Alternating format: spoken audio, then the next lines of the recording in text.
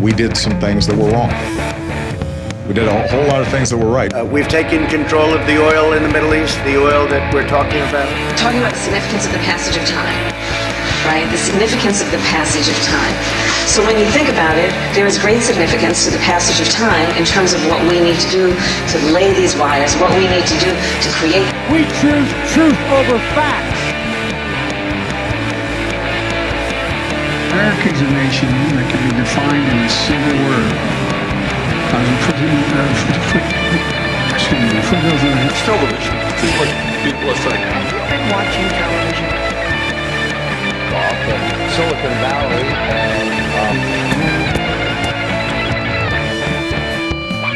It's estimated that 200 million people have died. Probably by the time I finish this talk.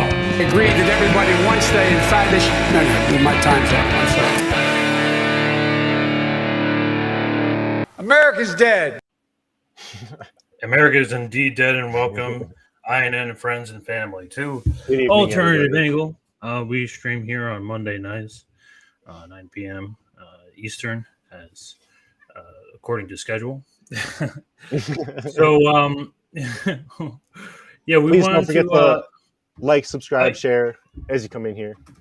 Appreciate all the support you get. Yeah, we got a bit of a subscriber surge. We're hitting over 1,300 at this point. So anything you can do helps. Liking, comment, subscribing helps us get us to boost the algorithm. But we wanted to get things started off right away and jump in right into the thing that pretty much everyone is talking about right now simultaneously. I think RBN. I think the Vanguard just had a stream about it. And it's the fact that Peter Daou has left the Marianne Williamson campaign. Personal note, after much consideration, I decided to leave Marianne Williamson's presidential campaign, where I was campaign manager. Details to follow, which we know now is, and we'll get into a little bit later, is supposedly about his mother in the hospital. I want to hear other people's opinions on that. But before we do, let me try to invite Colin here. Yeah, I definitely have. I try not to be cynical because it's like, hey, like there could be some serious things going on, but I don't know. It's a little. The timing's a little weird. He just started the campaign. Didn't he just join her campaign at the end of April? It's like, what were you doing? He's got a weird mix of things going on because they even detail it here. So because he used to be a Hillary Clinton aide. I don't know. When Colin comes in, we can talk more about it. But I told him 9:10, so we'll see. I'm just a little bit early still. But I'll just read this here. The top two campaign officials for long-shot Democratic presidential candidate Marianne Williamson has resigned over the weekend. Jason Call, the campaign's deputy manager, told Politico on Monday that he left Williamson's team on Friday. That came after the campaign manager, Peter Daou, announced last Saturday on Twitter that he was leaving the campaign after much consideration, about 1 month into the job. Yeah, so you're right. So that's how you know your campaign's really going downhill. That you can't after 1 month. And I wish I saved that one article about the way that Marianne treats her staff, because I think Due Distance brought that up too. Well, yeah, and then you saw the thing. There was a thing during COVID. People were talking about how bad. What was it? The other one of the part of the squad who was apparently really tough to work with. I can't think of her name off. Not Presley. I can't think of it right now. Oh, yeah, the one who's always talking about Medicare for all. The one who always pretends to care about Medicare for all. What's her name? I can't think of her name. That's all of them. Well, the one I made the meme about. I don't know. I can't think of her name right now, but yeah, apparently that's a thing where it's awful to work for these people. So we don't have we can always pull this. This article is more than Foaming spitting rage. Foaming spitting rage. So we don't have to speculate on what that is like. I mean, definitely not hyperbole. She's frothing at the mouth, She's I know, I think she's probably some kind of schizo where she's freaking out, and then at the same time she's trying to calm herself down with weird Jinzo meditation techniques, and then just be like okay, Marianne, okay, what got her into? Who told her to get into politics? Yeah, exactly. Probably her spirit animal. I don't know. Fuck. I honestly, because she just seems out prepared every time to have serious political conversations. I just think about what we talked about a month ago, and she's praising U.S. aid and all these things, and it's just difficult. She hasn't learned anything. Well, watch this. So Williamson campaign staffer confirmed to Politico that Daou and the Cal left the campaign, but said it was mutually agreed upon a decision after Williamson campaign leaned into a more progressive direction. So this was two left for them, or the way that this is being framed, at least. What part was it? What part of it was? I don't know, giving more weapons to Ukraine or praise Israel. I don't know. Which one was I guess if he came from a Hillary camp, hardcore. If you're gonna be in she's because I don't know, not far off from a lot of the Kamala Harris. Really? Oh, it's too far left to pretend to give a fuck about Medicare for all, and her takes on war are terrible. So I don't know what they're specifically complaining about there, because I don't see any really strong policy differences between Hillary and Marianne, to be honest. Yeah, I mean, he's saying here. I mean, perhaps they edited this article recently, and he's saying in an interview with Politico, Daou said it's categorically false that the campaign was too progressive for him. So he declined to talk about any other internal campaign. I saw that tweet as well. So let me see, because I thought I had some article where I might not have it anymore, but I was reading something that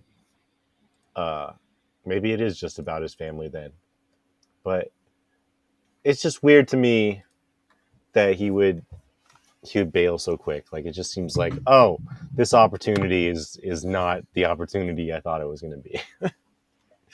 Mm-hmm.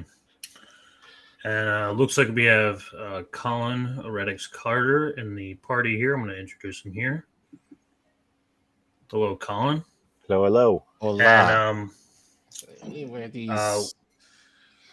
we're right in the middle of this fresh off the press political article that pretty much everyone and their fucking grandma is reacting to at this moment, because this came out today, and it looks like after Daou working for both John Kerry, Hillary Clinton, so they have his full timeline of where he's stepping down this ladder, or at least whatever this sort of. So this is from 2020, and he also quitting the Democratic Party. Okay. Yeah, so it appears from what was there was another thing where he said it was about his family and he had to leave for his family. I thought there was an official one. Did you check out his actual website?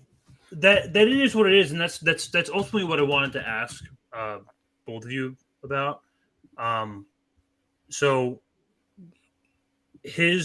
they came out with a campaign statement, supposedly a dual campaign statement.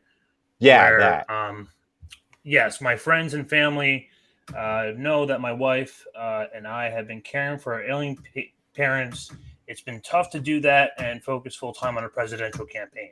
Here's the official Marianne Williamson campaign statement. So, Peter Daou joined the campaign as an interim campaign manager in mid-April. His leadership, integrity, and political skill were instrumental in moving the campaign forward. As Peter explains, urgent family obligations made it difficult for me to continue in my role, but I believe deeply in the campaign's platform, which is the strongest and most transformational of this election. I wish Marianne and the team well as they promote crucial issues like universal health care, climate action, and reparations.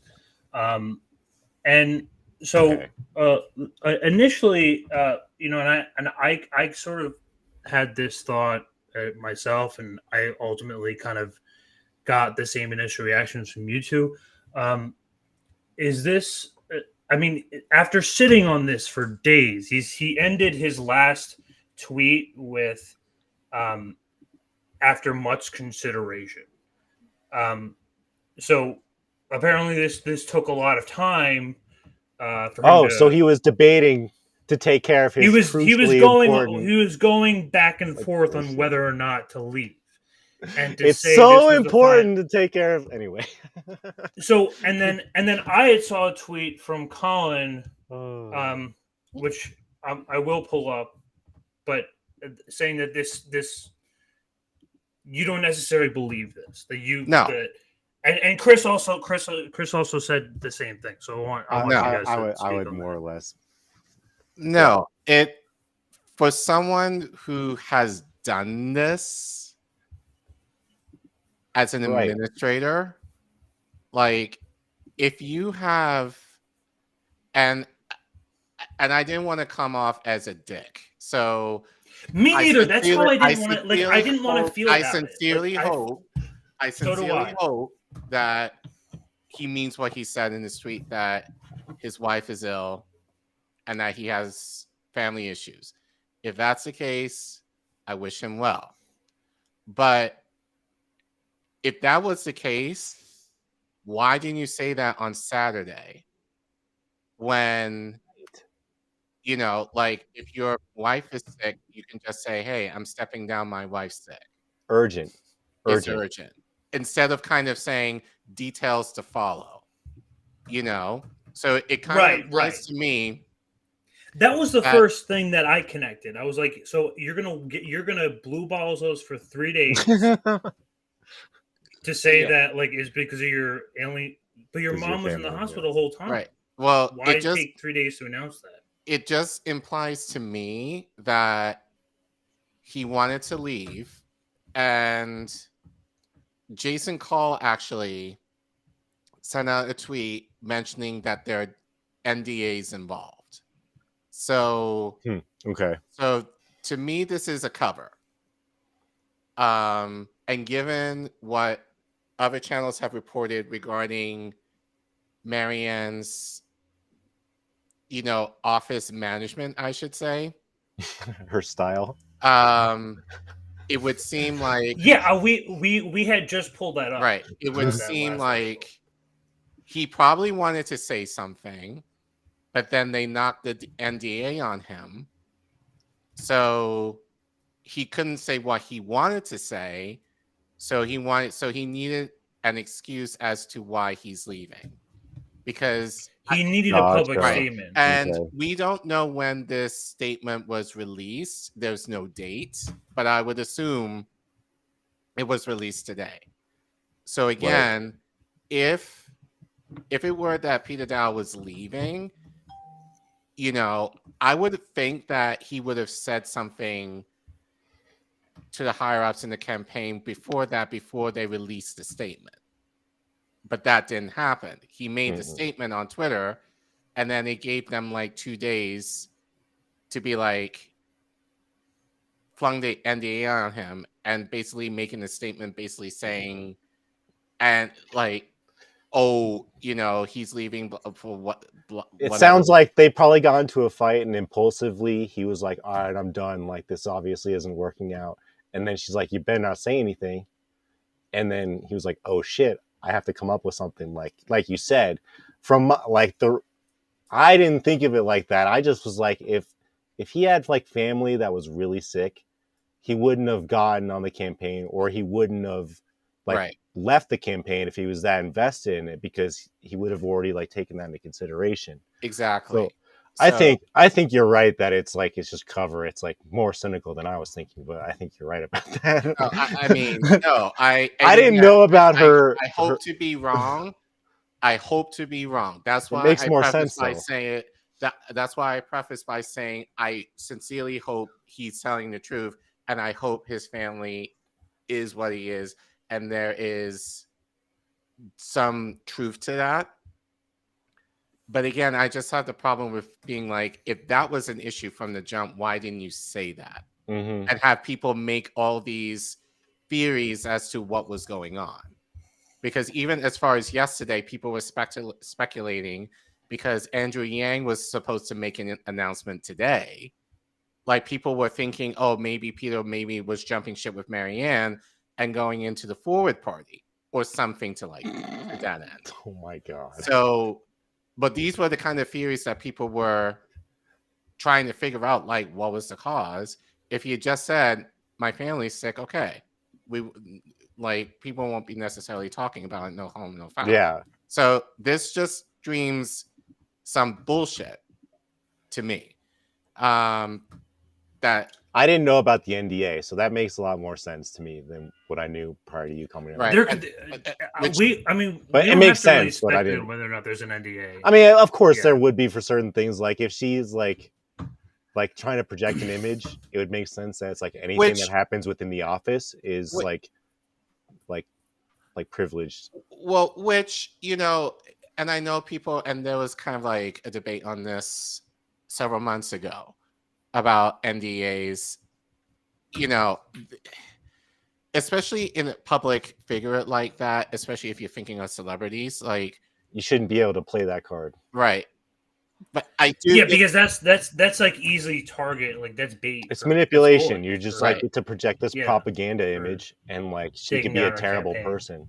Right. But the idea that Peter made that tweet Saturday, at least online, we get a press release today. Right.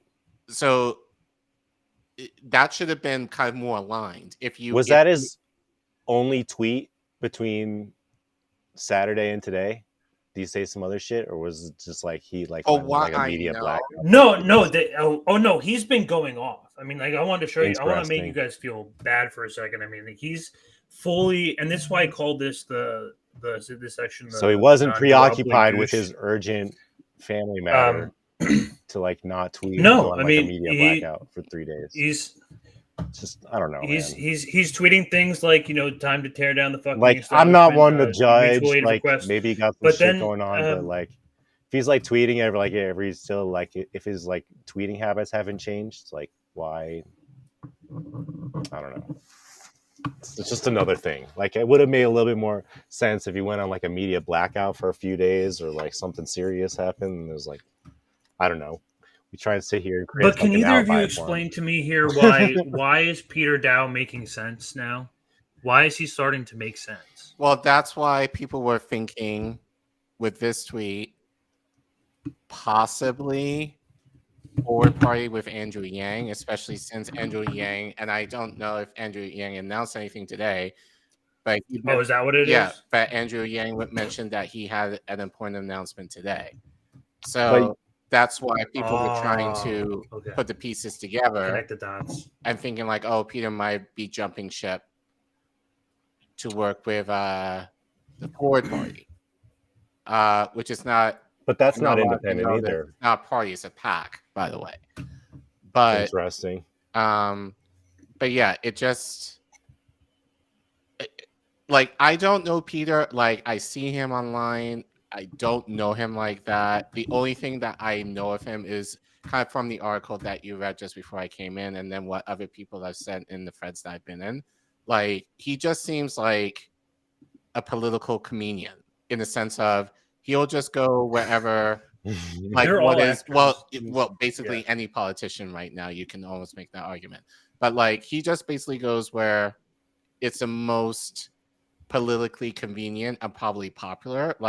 He went from Hillary to Bernie to Marianne. You know, Yeah, so it's like kind of like all over the place. right. So No political ideology whatsoever is what So- is kind of what you're suggesting. you know, this guy is just in it for,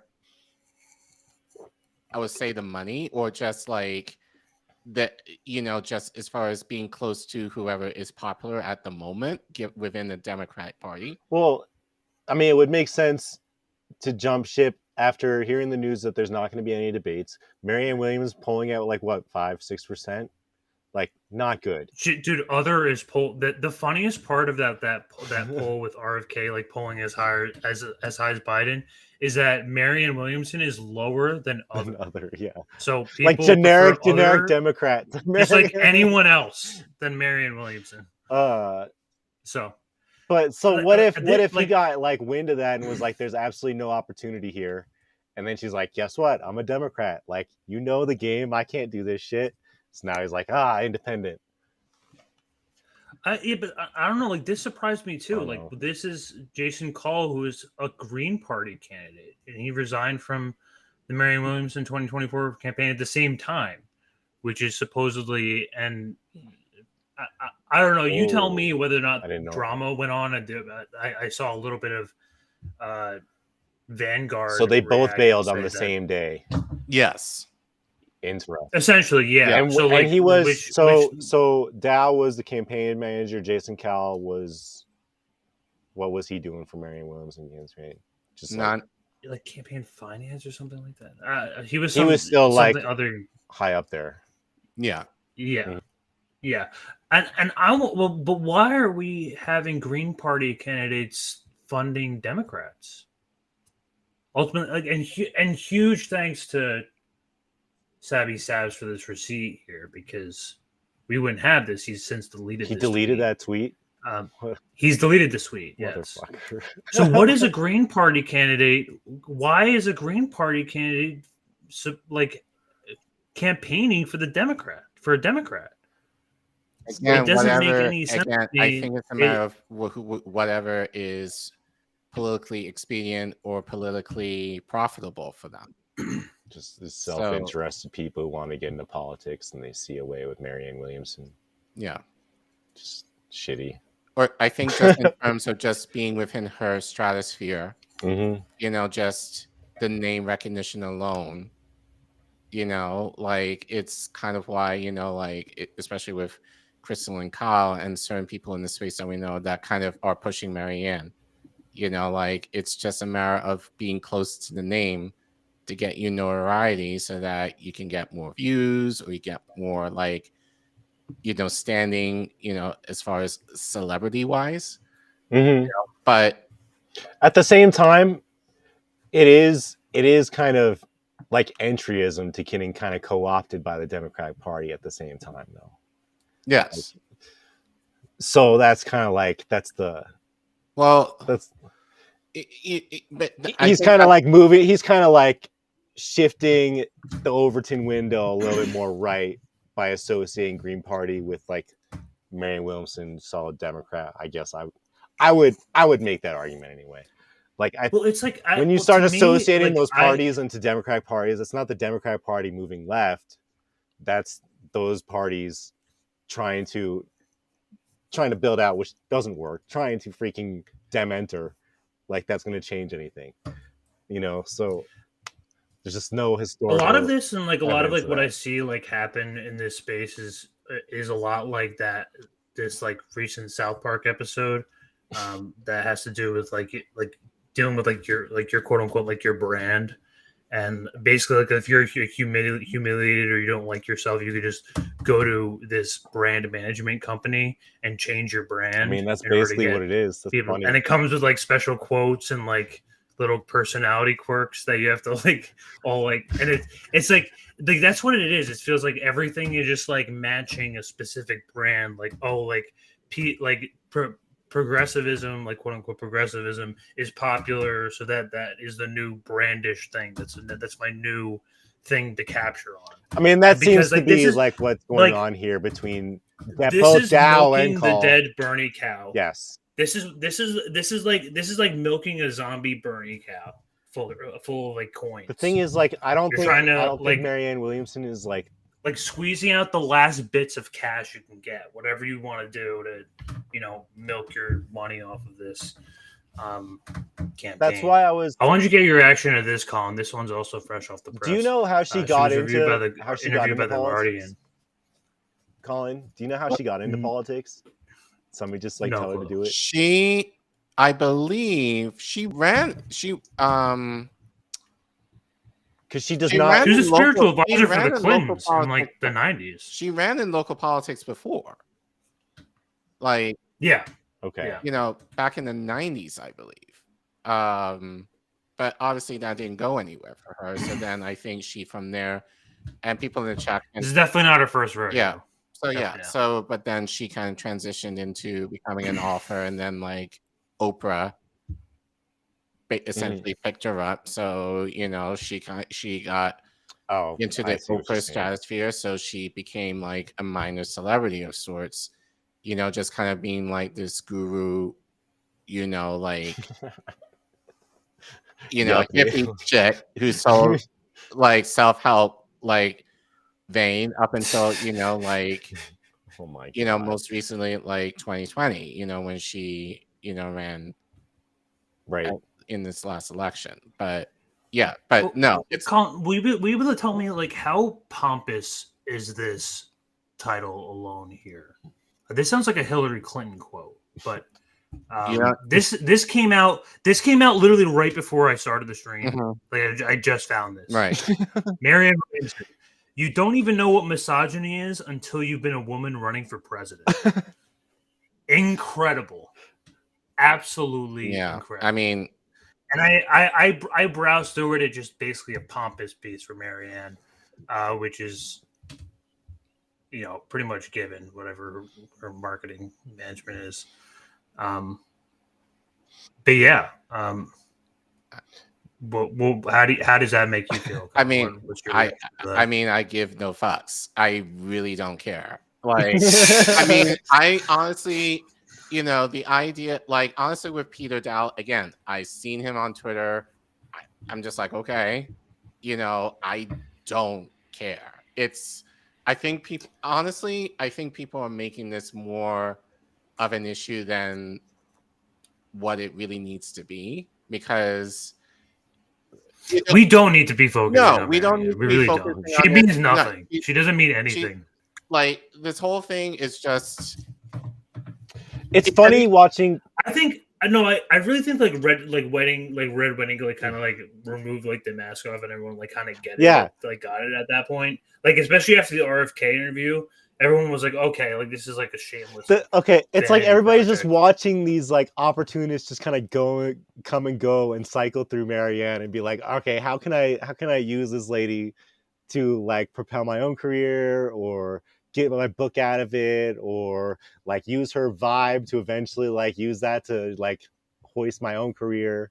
It just doesn't seem she just runs a very fake campaign, unserious campaign, and people are just kind of running through her, trying to be associated with her, trying to be attached to some. Yeah, and I think really kind of getting angered by this is Colin makes a good point. This is really just the ultimate next Democratic Party psyop, because really we're wasting our time just talking. Well, it's remember that CIA video from a couple years ago where they were the woke CIA, and it was that lady talking about I'm of this certain heritage way back in the day, and I'm all these different things, and so it's just about taking all these different culture issues and social issues and trying to bring them into the Democratic Party, so we all get co-opted. So we love these things. That's kind of how I see it. Unserious person. And I see a lot of similar things happening with RFK Jr. too. To me, and I've seen, or I've gotten at least a lot of Tulsi Gabbard guy vibes. And I mean, I don't really see this guy winning in any capacity whatsoever, or even getting in the primary at all. I mean, to think about that is a long shot, and I think we're putting our hopes into something. You should pull up that last resort. You should pull up that if we're talking about RFK, Kim Iverson video where she indicted the DNC and was like, I have zero faith in DNC whatsoever. Like, why not run independent? He's like, well, like, I don't know, like, we'll see, blah, blah, blah, blah, blah. But like, Kim Iverson, and like, he grilled it. He did a similar thing on Breaking Points too, where he said it was pretty much like a dead end. Like, why does he not, think like, that he's any different than any other person who's running the Democratic Party? Like, well, what he plans to do is he plans to build all of this energy, take up all of this movement, and lead his audience into a dead end. And then once his movement dies, he's going to do nothing. It's not a dead end. It's leading them into the Democratic Party. Mm-hmm. We know, and plenty of people. It's like shuffling them back. Then he signed a contract basically saying that if you lose, you have to endorse whoever the candidate. The pledge. Right. That's what Tulsi did. Bernie. That's what all of them did mm-hmm. in 2020. I'm not sure, like, Tulsi, like, actively endorsed, but but she did. Yeah. She did. So, and like, but all that to say, I think the reason why this Pete Daou Jason Call thing has gotten a lot more play than I think it really needs to have is this is coming off the heels of the interview that Crystal did with JFK last week. And just the idea, like, she used that interview to essentially, it's funny that how people were kind of focusing on, like, the clip that went around just regarding COVID when it was about an hour interview. There was a lot more, which I didn't watch because it was just like whatever. But everyone was hyper focused on that spat that Crystal and RFK had regarding COVID.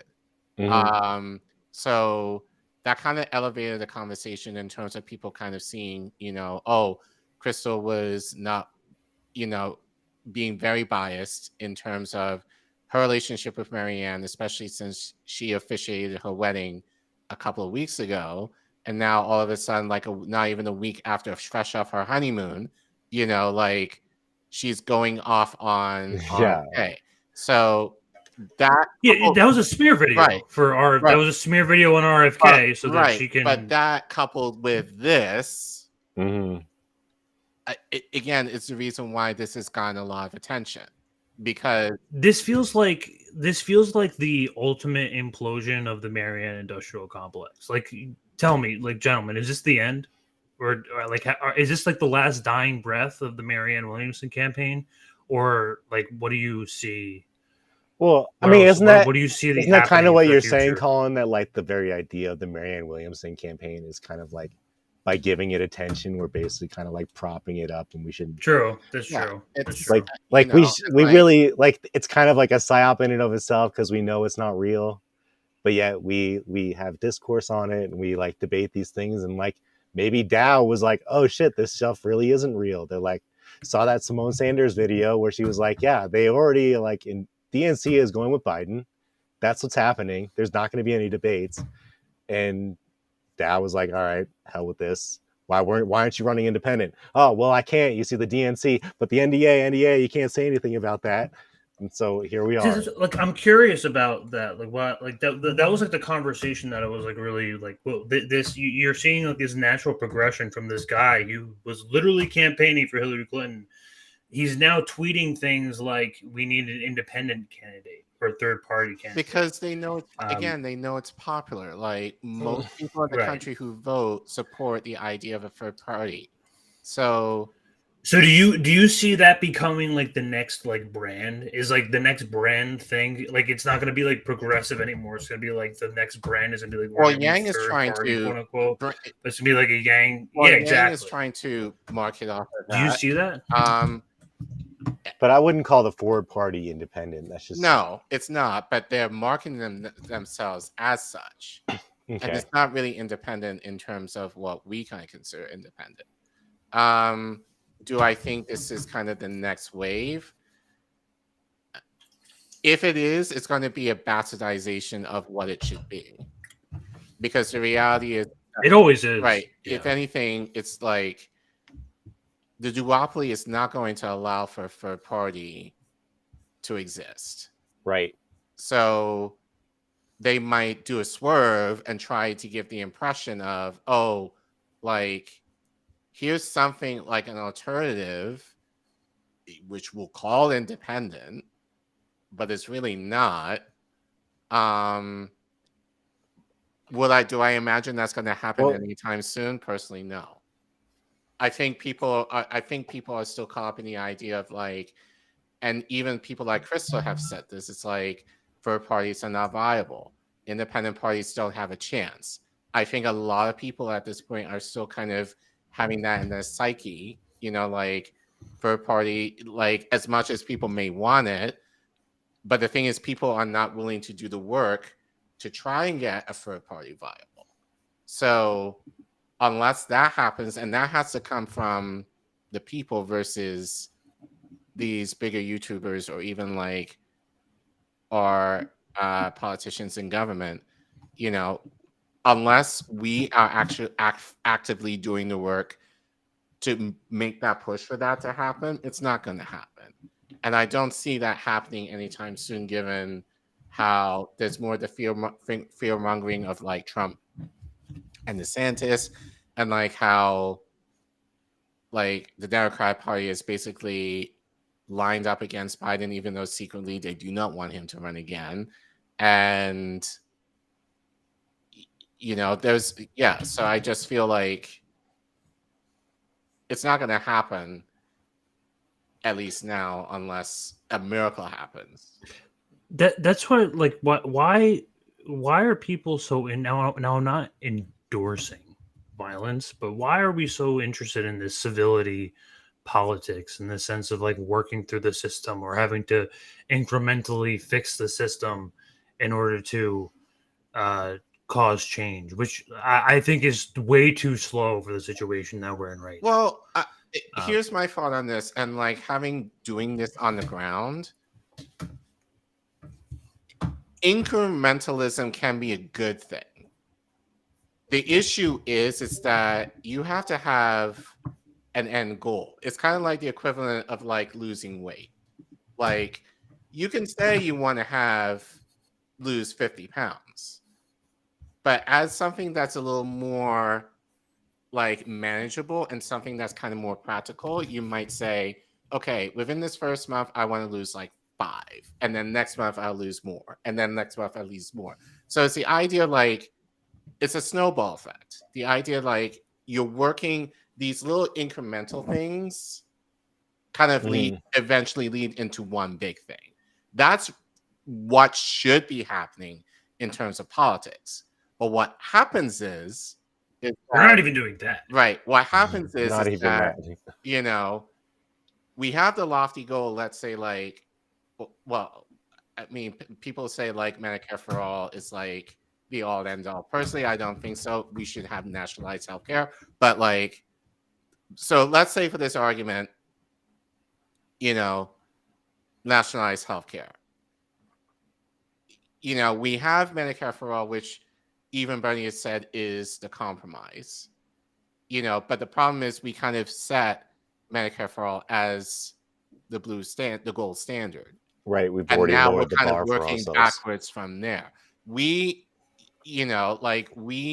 And it's funny, I think just basically like living in the West, I say people don't know how to haggle. Like if you go to the global South, like if you're buying something like in the market or something, like you always shoot for the extreme, and then like, and the merchant will kind of say something like really low, but eventually you kind of come somewhere in the middle that both of you are comfortable with. We don't do that here. We always start with like the middle ground, and then you work backwards to like less than the compromise.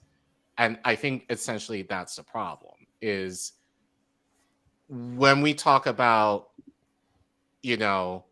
policy in terms of having something more radically transformative, we always start from the compromise position and work our way backwards. But then when we get that compromise, or even less than, we just say, okay, good, we're done. That's the issue. Right. Like, And then it's like, oh, look what they did for us. Look at all these wonderful things that we have now. Or like these like increments or Breadcrumbs.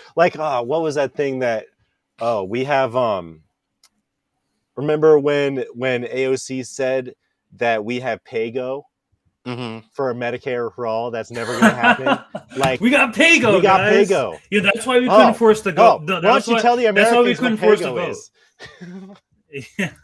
So yeah, it's like they want us to kind of be satisfied with the little wins because they know like the big things would be impossible for us to get given, you know, how corrupt our government is. And so they have to kind of settle for people in terms of like essentially keeping their jobs, you know, like really market the crumbs to give the illusion that they're actually doing something. Like just recently, they capped insulin at $35 for Medicare patients, and that's it. Right. You know, like so it's like they cannot, like nobody can get a win. So it's like make the argument that like maybe like 15-20% of the population gets some sort of discount.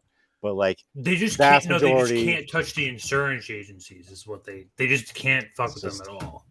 So many examples Otherwise of how that like incrementalism kind of like so doesn't go in the direction we need it to. Incrementalism, and this is my from my advocacy work I really had to get my head around this year. It's the idea of incrementalism can be a good thing, but you have to know what your end goal is and kind of work your way down, you know, in order to try to figure out what are the practical steps in order to get there.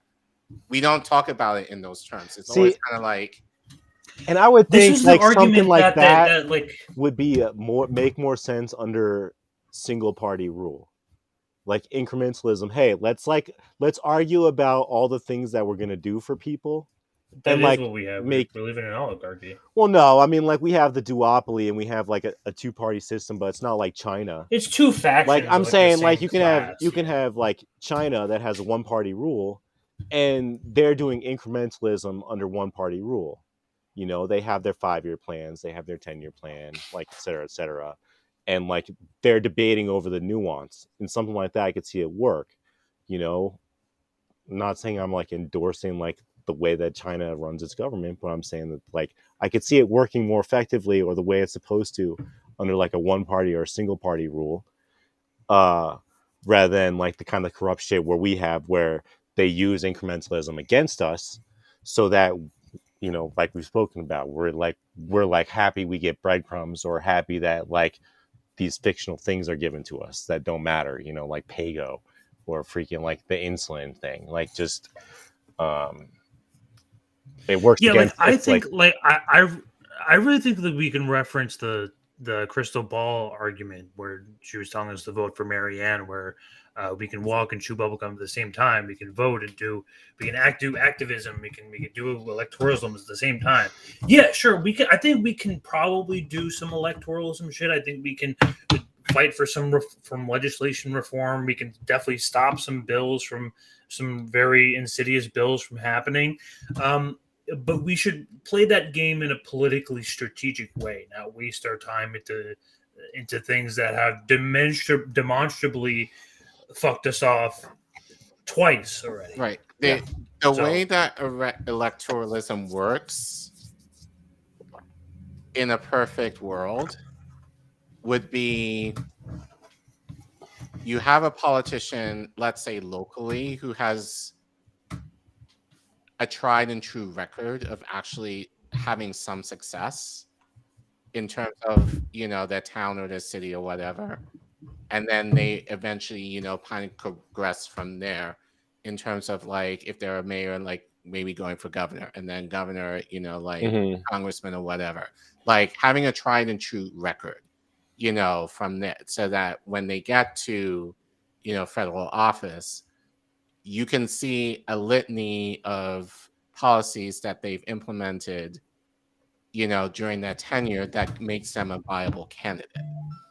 The problem is, more often than not, is the people who are usually running, in this case for president, either have shitty records that people do not necessarily do their homework on, that that is not taken into consideration fully, like when they run for office, or there are people who have money that just kind of step in Right. with no political experience, no like experience in terms of actually working within communities or areas that they work for or serve, that we're able to kind of tell what they're capable of doing. And so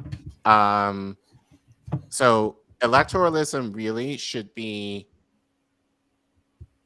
it works only if people are involved and are pushing, People are held accountable. people holding them accountable to that as they progress, that they actually are doing shit. There was something else I wanted to say to your point really quick. It made me think of, you also have the people like Kashwama Sawant, who like I think did like city council, and she would never try and do like governor or president or anything like that because she knows those positions are more corrupt. So there's kind of this thing where like the people who may very well had an opportunity to do like a lot of good at like those highest offices know the highest offices are so thoroughly corrupt that they try and do the best that they can in more local areas.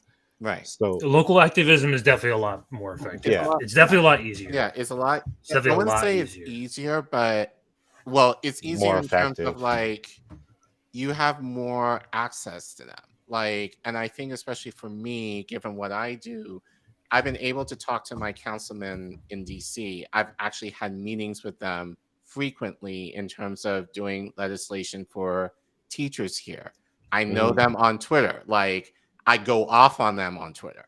I've met them for meetings and I've been able to talk to them personally. Oh, a few of them have come to my school to talk to me in regards to, certain issues that have been happening, just within DC over the last few years. So it's not to, for me, I realize the privilege that most people in the city do not have that kind of access, but that's not to say that there are not ways that even people who are not doing what I do not have that capability of having that same access as well. It's just that we do not focus on local politics at all. Nope. We always look no one does. We always look to, at best, we might look to state in terms of what the governor might be doing in a certain state, or maybe even a congressperson, like who like within their certain district. But we never look to our mayors. We don't look to the councilmen who are responsible for the books in terms of like, if they're going to build libraries in your city, if they're going to like pave over roads in your city. Those are practical things that people should get more involved in that we don't emphasize enough. Like, have you ever gotten your ballot back in the day and it said like one of the people was running unopposed? Like, oh, we put so much effort into like these positions that we vote from, and we pretend that they're getting voted in, and there's no other candidate that's running against them. Or like incumbents just that be there like for years because we don't pay attention to our local politics, and they just like get in because they're the only one there and nobody runs against it. Just no one else is running. Yeah, like I used to see that multiple times, like when I used to vote, like whether it was in Colorado or wherever, but like frequently people running unopposed. Yeah. Like, wow, just like that. But the one thing I will still pay attention to once in a while, I just want to say, is that like ballot referendums is like sometimes where like the states kind of pick up the pieces. So like Colorado has had a ballot referendum for basically their form of Medicare for all, so to speak, like twice, and it's gotten shot down both times because of lobbying, of course. Mm-hmm. One time it was a referendum, and one time it went to they like voted on it and it never got through. But yeah, it got shot down by lobbies both times. So those are like the one thing where like like people can still have some sort of impact. I feel like in electoralism, other than beyond local voting would be like the referendums, but not every state has them. So Yeah. All right. Well, we're gonna go on to Bill Gates next. I don't want to keep you waiting for too long, Colin. cool. Am I released now? Yeah. If you want to get going. Release. All Thanks right. for joining us, Have a man. good. No problem. Yeah. Thanks for coming on. No Appreciate problem. it, man. All right, everyone, go follow Colin. Thank you very much. Have a good night. All right. That was a fun So getting to Bill Gates segment there. Yeah, well, let's hop into another breaking article here while we're here. Both me and Sounds you good. share this back and forth a little bit. Mm-hmm. Jeffrey Epstein was using alleged affair between Bill Gates. And a Russian bridge player. Like a Russian bridge player, Mila Antonova. She wasn't a minor, but like it still like was like compromat. And there's a lot of speculation, like, you know, maybe it was one of the reasons why freaking he ended up getting divorced was this freaking lady. This came as a really big surprise and a kind of big shock to everyone over the weekend because Bill Gates is the media's darling, especially The Guardian. To have any sort of smear piece on Bill Gates is actually he spends a lot of money.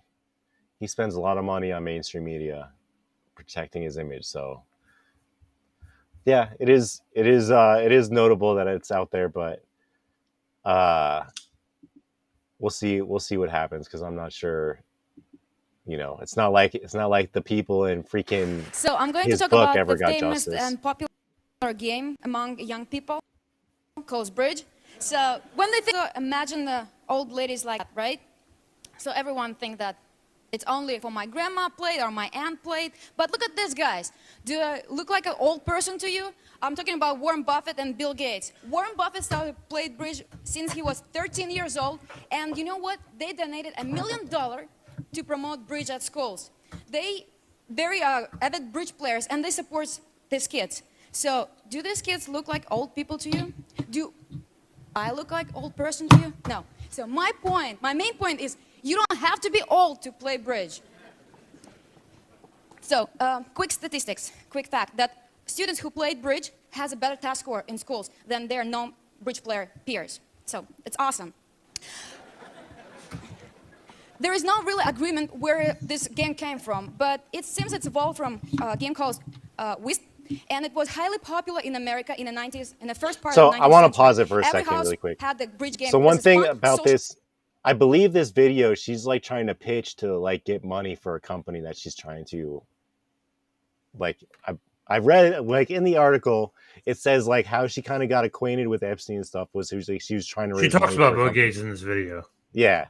But I'm not sure if if this is actually pitching it or something different.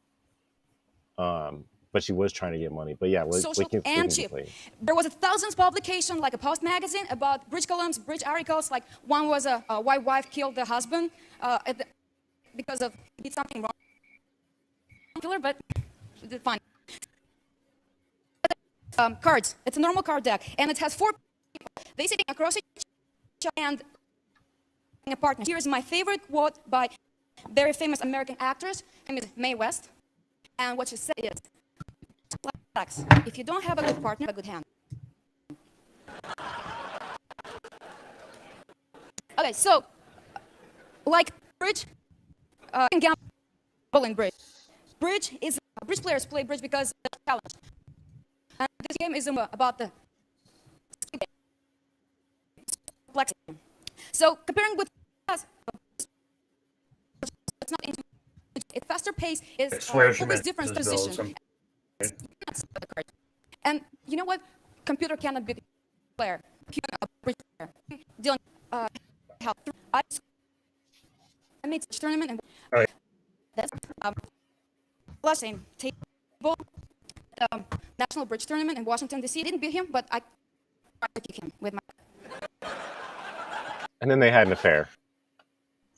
Yeah, they did along those lines. We don't know. Only Bill Gates.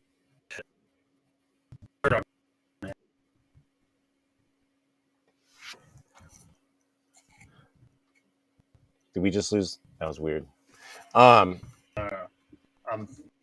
Yeah, so we'll see what happens with that, but it is interesting that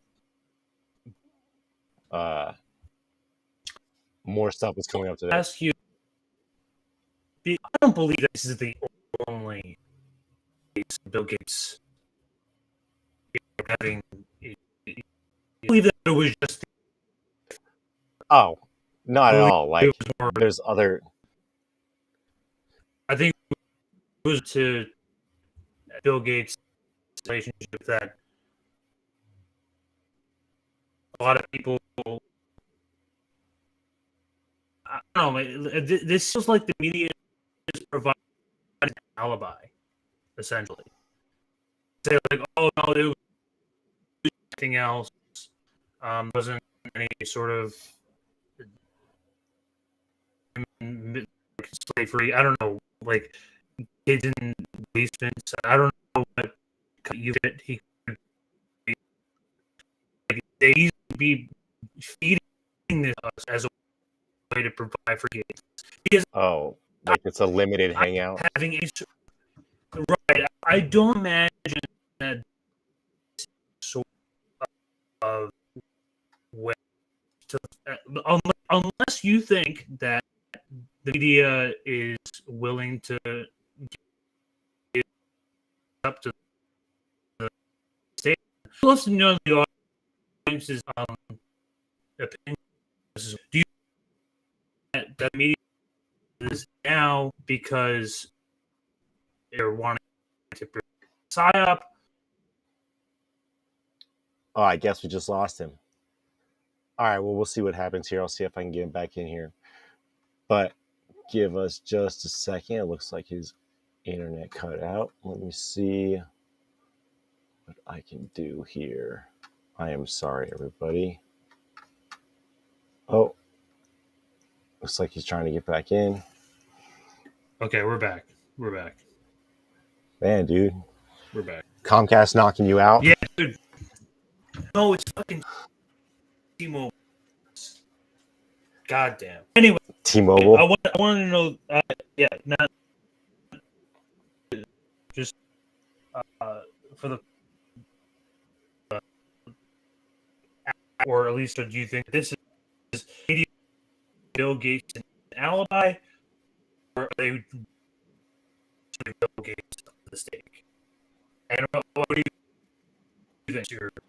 I mean, I'm kind of the opinion that like people have become so kind of numb to Epstein and numb to like being like completely believing that like thanks to the QAnon psyop, people don't think that Pizzagate was real and stuff like that, or like people have already kind of like into their head in American culture think that like even though Epstein's a guy who really did like use like child trafficking to manipulate people in power and work for the Mossad, at the same time people don't really believe it. At the same time, we've never seen like the list of like all of Ghislaine's clients. Nobody's ever really been prosecuted. So I think even though they kind of put it out there because it's like salacious news, at the same time I don't think it's really going to go anywhere because like our culture doesn't really like, people don't really give a shit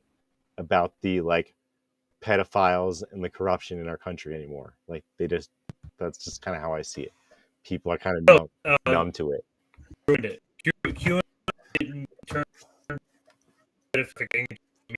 that's why I'm not serious anymore. Very good thread by Dixon, a little bit of a flashback. No, it was winners from Epstein. That's the disconnect. The euphemism that they use. Only talk it starts freezing up. It's just like the bandwidth just like it filters through Bill Gates, and just starts chopping.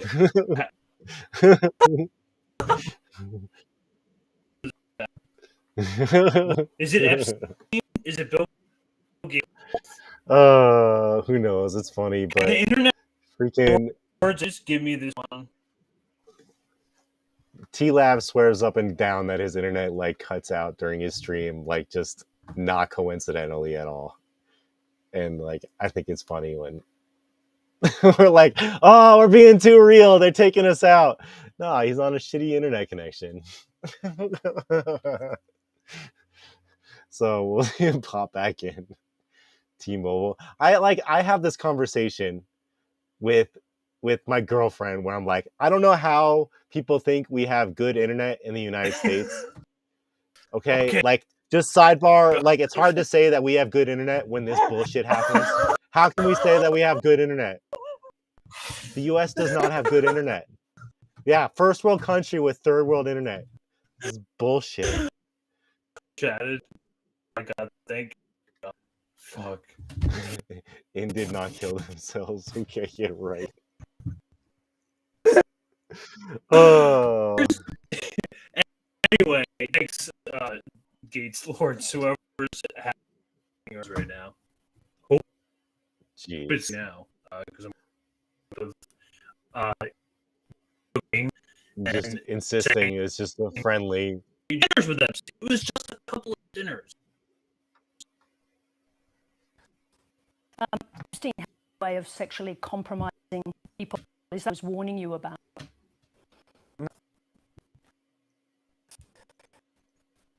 No, I had dinner with him, and that's all. And that you regret the relationship, the acquaintance. That I had dinner with. And the relationship between the Foundation and Epstein, which there never was any relationship of any kind. There was nothing of any kind. Here he is lying again. I regretted having and being absolutely nothing new on that. Is there a lesson? Well, he's dead, so for someone else looking at. Well, so in general, you always have. I will never get tired of that fucking evil satanic fucking shit coming out of Bill Gates' mouth right there. The way that he laughed. Too, I just wanna well, back. He's dead, He's so dead. what can you do? Look at his laugh. Look at his little, he's got a little maniacal like, what? You always have to be careful. He's like, Epstein didn't kill himself. Wink, wink. Well, I did. So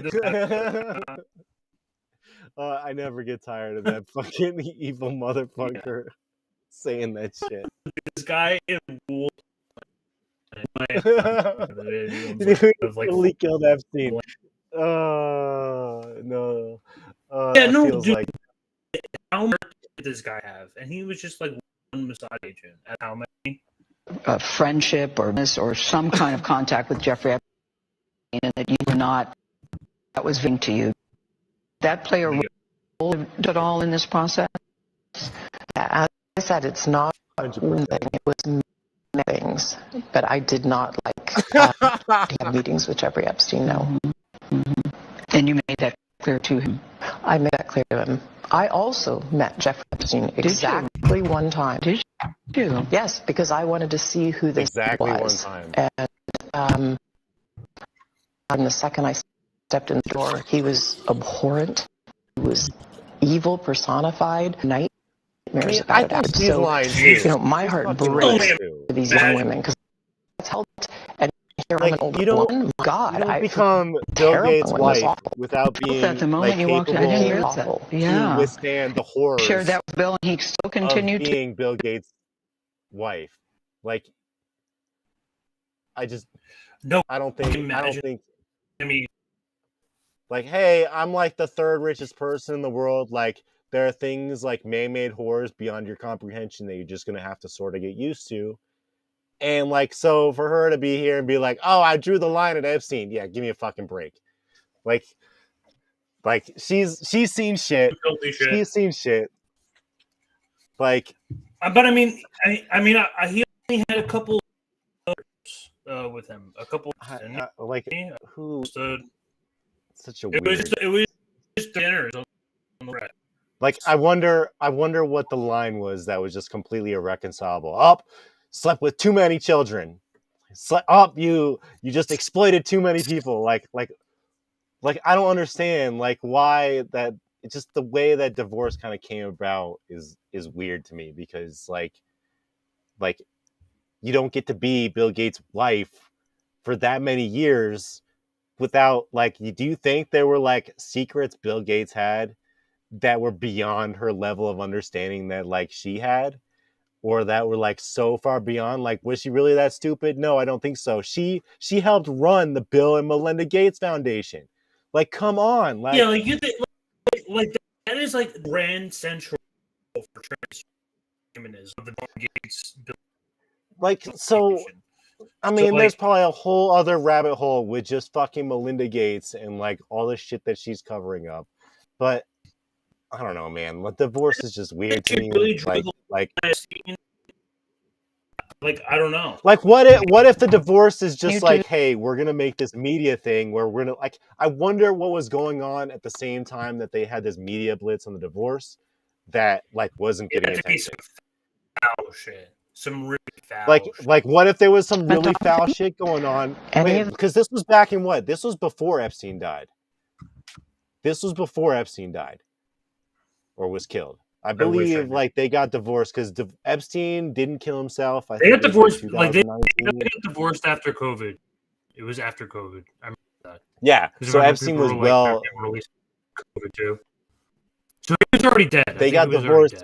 Okay, so then he was already dead. So, all right. Well, dead men tell no tales. I guess. Yeah. So maybe she was just waiting for him to. I did want to share this one. This actually from 2007. No one remembers. This is a buried story. And tonight he's charged with having and trading a massive amount of child pornography.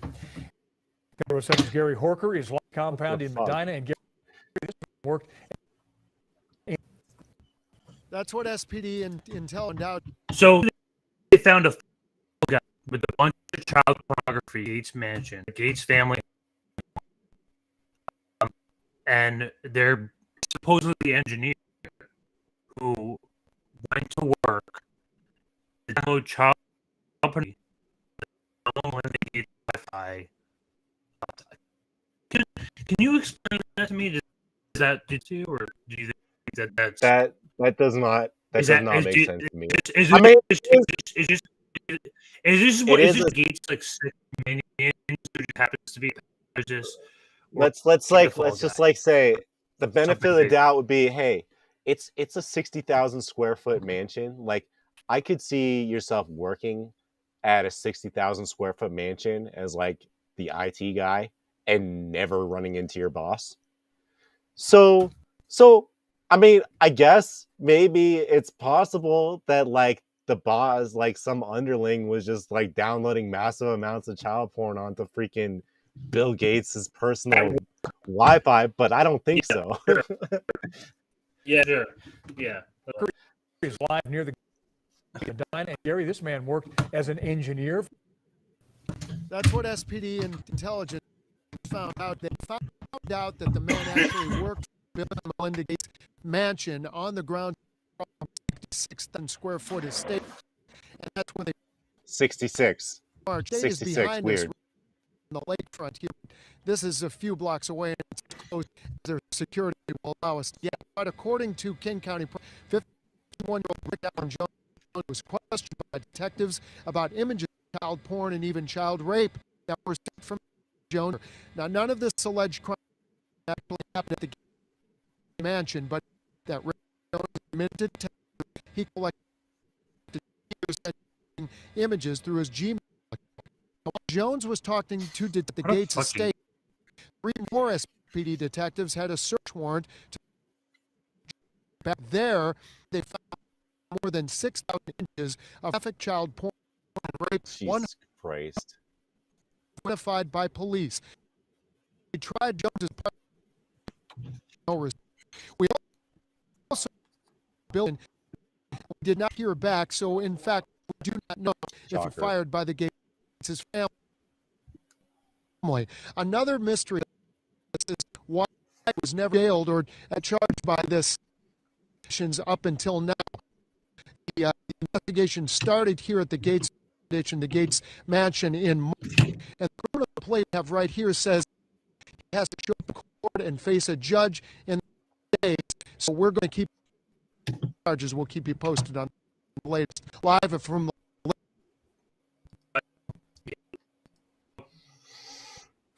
Fall Guy. That's what I got. Yeah, listen, I mean, you think what you want. Perhaps Bill Gates. I mean, from every Bill Gates or awesome under the bus. So they're more than likely doing them a favor. I wanted to point that out. Most felt like that was an important decision to make. That isn't the only. We're not. It's just. It's not just this Russian player. No, definitely not. It's just another thing. This is. It's just added to the list. Yeah, they want you to bite on this so that you don't dig for more. Basically. Oh, that's a good point. Maybe I could see that. That it is like so. It is like you think it's like a limited hangout. To just like he got caught with something, and they're like, all right, well, if it's getting reported on, I guess like let's try and minimize it as much as possible and make them all look here so they don't look at the more important shit over here. Yeah, I get what you're saying. Yeah, more or less. But will be interesting to see. Has Gates has he had any announcement on it yet? Like, oh, this is ridiculous. He hasn't said anything on it yet, has he? All right. Well, we'll see. We'll see where this goes. We'll try ending. Whatever you go first, but either Russia or. All right. So let's start with, because DeSantis is going to take me a little bit. Let's start with liberation of Bakhmut.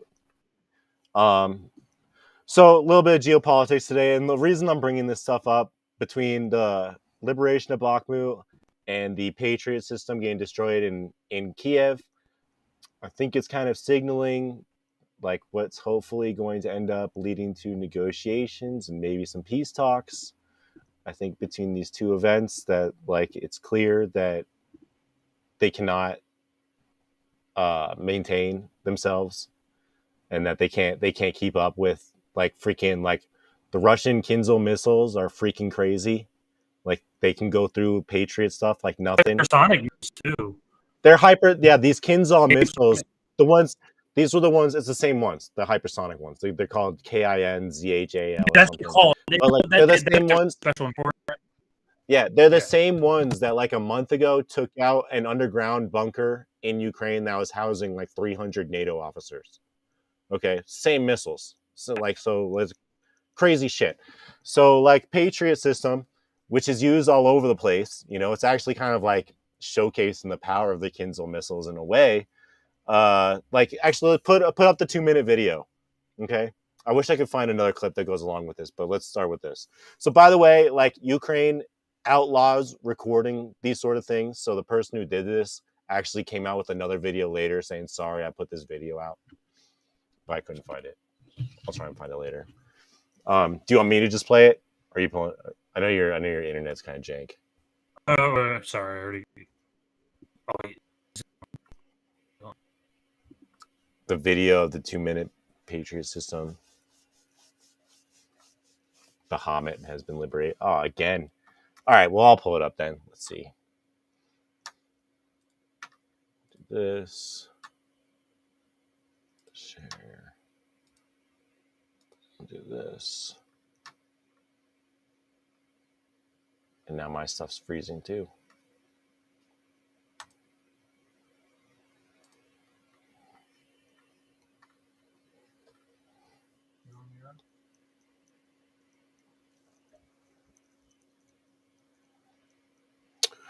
So this is 2 minutes of the Patriot system in action above Kiev. Go into a little bit here, but there's another report where this is roughly 30 missiles from the Patriot system that America gave, the Ukrainians gave. It's like $1 billion a piece or something. Shoots out about 30 rockets in about 2 minutes, and it's unsuccessful.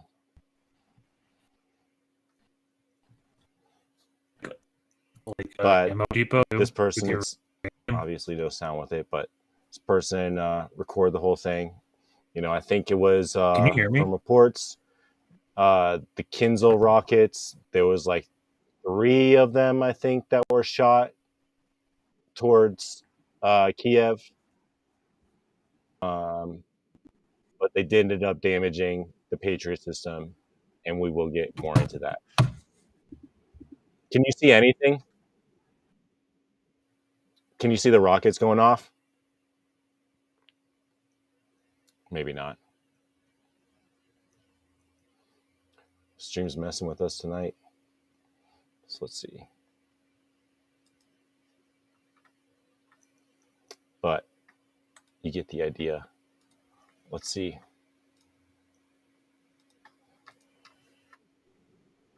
Yo, did you catch any of that?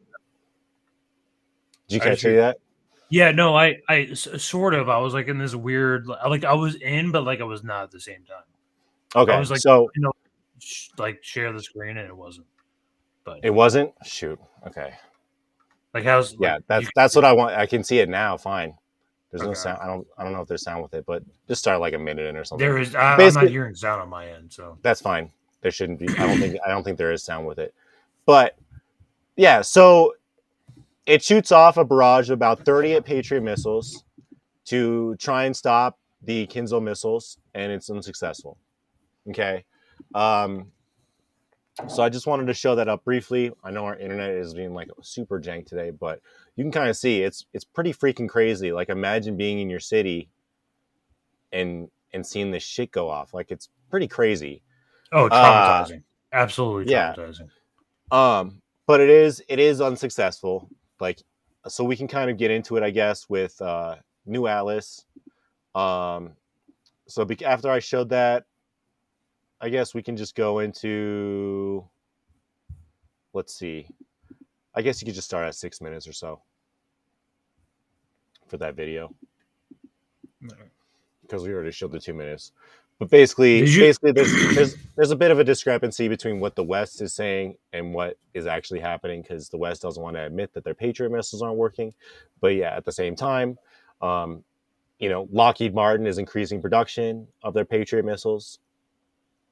And Brian Burlisek says in the New Atlas video, he's like, when 1 2-minute barrage of Patriot missiles going to try and stop this is 10% of the annual production of Patriot missiles. 10%. Okay? And that's for the entire planet. So that's also places like Saudi Arabia that uses the Patriot system, right? This is like the other places that use the Patriot system. It's not just in Ukraine.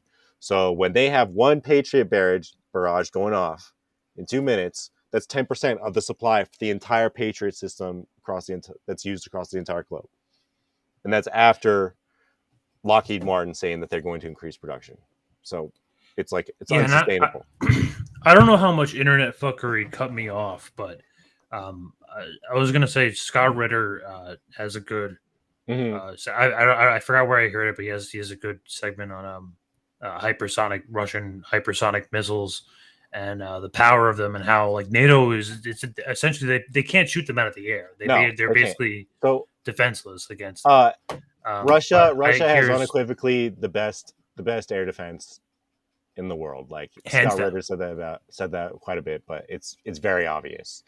Like I said, this Kinzel rocket took out the freaking 300 NATO officers that were underground, okay, in Ukraine. And no one talks about that either. No one has talked. I probably could have brought it up, but there was like a month ago, it was like they like not just a base that was just sitting in like on ground. It was like underground, like a serious attack. Freaking crazy, 300. So this stuff works. Like it's doing its job, and like what's supposed to be American freaking defense is getting wrecked. So it's just kind of like delaying the inevitable. I guess if you want to start at like 6 minutes or so, or actually let's just kind of keep this moving. You can just go, go to 7 minutes and 57 minutes and 50 seconds. We'll just start from there. I kind of already gave background, but to repair any sort of damage to a Patriot missile system, it will have to be technicians, most likely in Poland, sent to Kiev to fix them, or they'll have to take whatever was damaged, send it to Poland to be fixed. So they Something can't was they damaged, can't fix and it was they can't damaged fix by shit a in a Kinjal timely missile. manner. Patriot missile system failed to intercept. Now, the thing is, the Patriot missile system is not one piece of equipment. It is a complex of equipment. There's a command center, there are radars, there are the launchers themselves, there are generators, and all of this equipment is spread out. It's usually shouldn't be bunched up all in one area, specifically to mitigate damage if and when the air defense systems are targeted by, say, a missile like the Kinjal. But something was definitely damaged. And again, Patriot missile systems are on short supply. The interceptors that they use, the missiles that they launch, are really in important. very short supply. As Alexander Mikuris of the Duran pointed out, 30 missiles, approximately 30 missiles over about 2 minutes, that is entirely unsustainable. I've pointed out before how there are shortages of the Patriot missile system. There are shortages of the interceptors. I've talked about how Saudi Arabia, while trying and often failing to intercept drones coming from Yemen, drones and missiles coming out of Yemen, they were running out of interceptors for their Patriot missile system. The United States was unable to sell more to Saudi Arabia because production of the missile annually is so low. Saudi Arabia ended up having to borrow missiles from others in the region who also operate the Patriot system. Total shit show. I want to show you this from Total shit show. Lockheed Martin's official website. This is a news release from October 2022. New Lockheed Martin facility to support increased PAC-3 production. So they're talking about these missiles. And it says Lockheed Martin has steadily increased production numbers of PAC-3 MSE since achieving a full rate production decision in 2020. Currently producing their PAC-3 MSEs each year and expecting to increase to their PAC-3 MSEs and hoping to 100. But whether it's 500 between, if you are launching 30 missiles in over the span of about 2, trying to intercept 2 or 3 Kinjal missiles, got through. That is annual production rate is 300 to 500 missiles. That's probably a good place for that. 300. So, like, I think what's particularly notable about this is that Lockheed Martin is like planning to make more of them. That just screams that it's a grift to me, and that like even though we all know this is kind of coming to a close, Lockheed Martin increasing production of it hints at maybe preparing for staying in another war, creating another conflict elsewhere, or finding another way to sell that shit because our defense budget's never going to go down. I feel like it's also important to understand, like, Ukraine doesn't any sort of air defense whatsoever. They don't train pilots. Trained pilots they're graves. Well, it's funny. It's funny you say that because I was going to bring up the other. Yeah, that's why they need. That's why they need to be sending like tanks and like missile systems, or like companies like. What's actually funny? So, like the second part, I guess we'll get into it, but part of this program that we're selling weapons and stuff to them is like we're just getting old product, since the F-35 is kind of becoming the like replacing the F-16 in American, NATO, and Western forces, they're giving the F-16s to Ukraine, okay, and they don't stand a chance against Russian air defense. Not a fucking chance. Not a chance at all. So they're just getting shot out of the sky with Russian air defense, no problem. And at the same time, like it's really not. And on top of that, like the training is supposed to take to pilot an F-16 adequately as a new officer is like an 18-month, 24-month training. Okay, they're putting these guys in these F-16s in 2 to 4 months, something like that. Okay, just crazy, an F-16. So just they're not getting the training they need, and they're using a product that can't handle it. So what is this stream? So when you put together the fact you got Lockheed Martin opening up another thing for the Patriot missiles, and then on top of that, you got Lockheed Martin who wants to make more F-35s. So how much easier is it for Lockheed Martin to position making more F-35s when they're like, well, we ran out of the F-16s. So it's really rough seeing the grift on this angle and so obvious when part of them giving this old equipment to Ukraine is to have an excuse for the Beltway bandits to increase production elsewhere. So that's part of the game here. Yeah, big deal that like the Patriot missiles can't withstand, Russian air defense, but they're probably still adequate against like the next Al Qaeda that freaking the West foments over the next freaking decade or so. Probably still good against like what other jihadists we decide to foment against their like overthrow their government. So there's so many elements beyond just using Ukraine as a NATO proxy. It's also really good business for the defense industry in kind of subversive ways. Even when you think it's bad for them, it's good for them. So it's just a really, really messed up situation. Yeah, this is TASS, which is like, yes, it's Russian. But even CNN is saying damage much destroyed. They're playing it down. It's clear that the Russian air defense is superior and can overtake the Patriot systems. So that's probably good for that one. Today.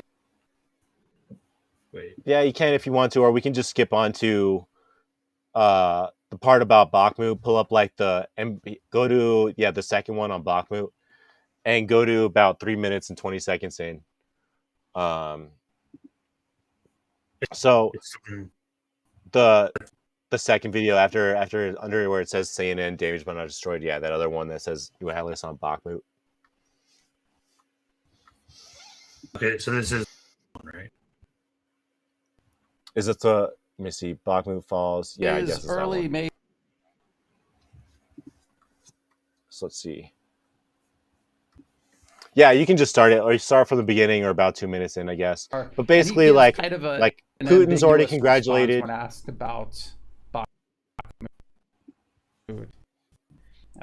The article says Ukrainian President Vladimir Zelensky Sunday that Bakhmut was only in our hearts hours after Russia's defense ministry that Fort Wagner private army with the support of Russian troops the city in eastern Ukraine. It says analysts said that Russia's victory died in the war.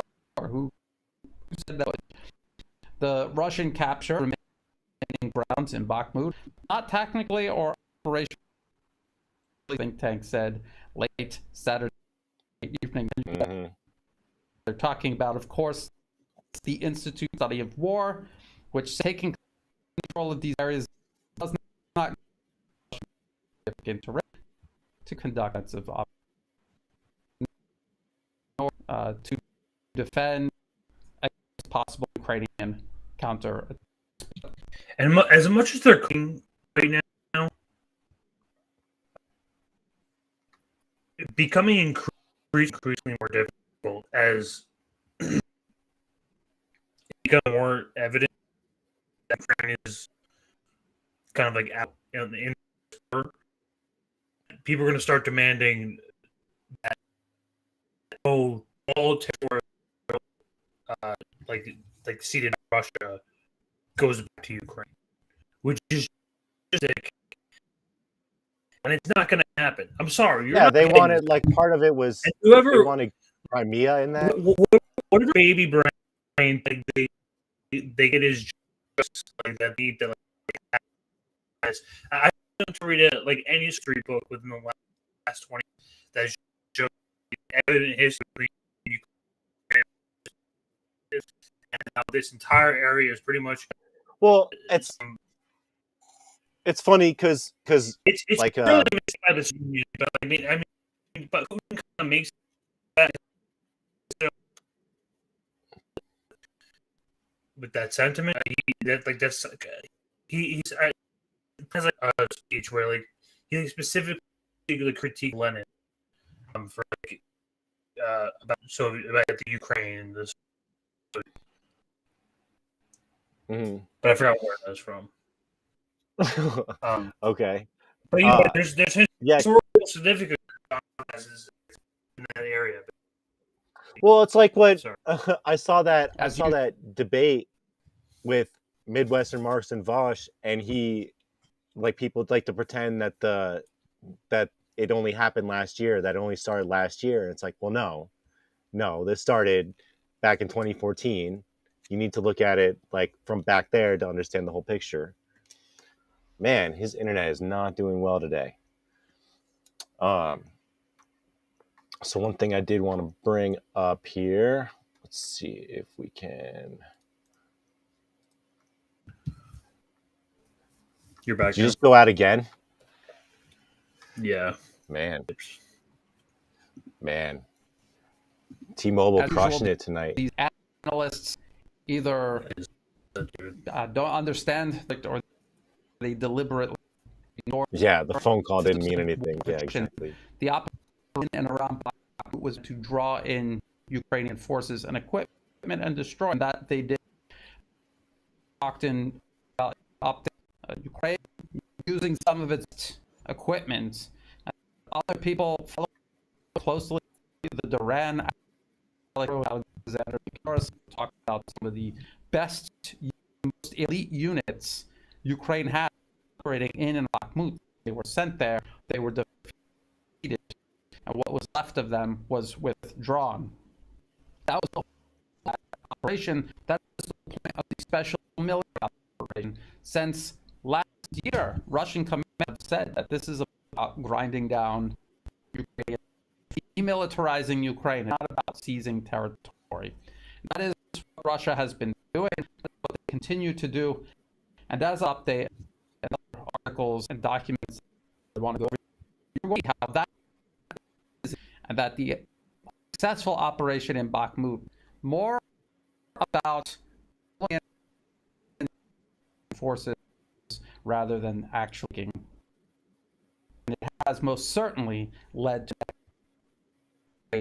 has contributed toward of this exhausted Ukraine and depleted military industrial base. So yeah, go to Ukraine. So I already talked about the F-16s and stuff, but go to like 16 minutes because he talks about the training. So I think that's a good thing. But like that's like another thing that we talk about is we send tanks over there. Okay, so Ukrainians know how to drive American tanks? No? Okay, how long does it take for them to get trained on it? Oh, like, and the same thing with the years. Same thing with the freaking javelins. The javelins takes months to learn how to use a javelin. Okay, so we send tens of thousands of javelins over there. Yeah, so it's just ridiculous. Which airframes can condense training over just a couple of months plus experience at all on the minimum experience airframe in combat. That will actually work. So it's all just like classroom training, and then they put them in an F-16 Soviet era against Russian warplanes.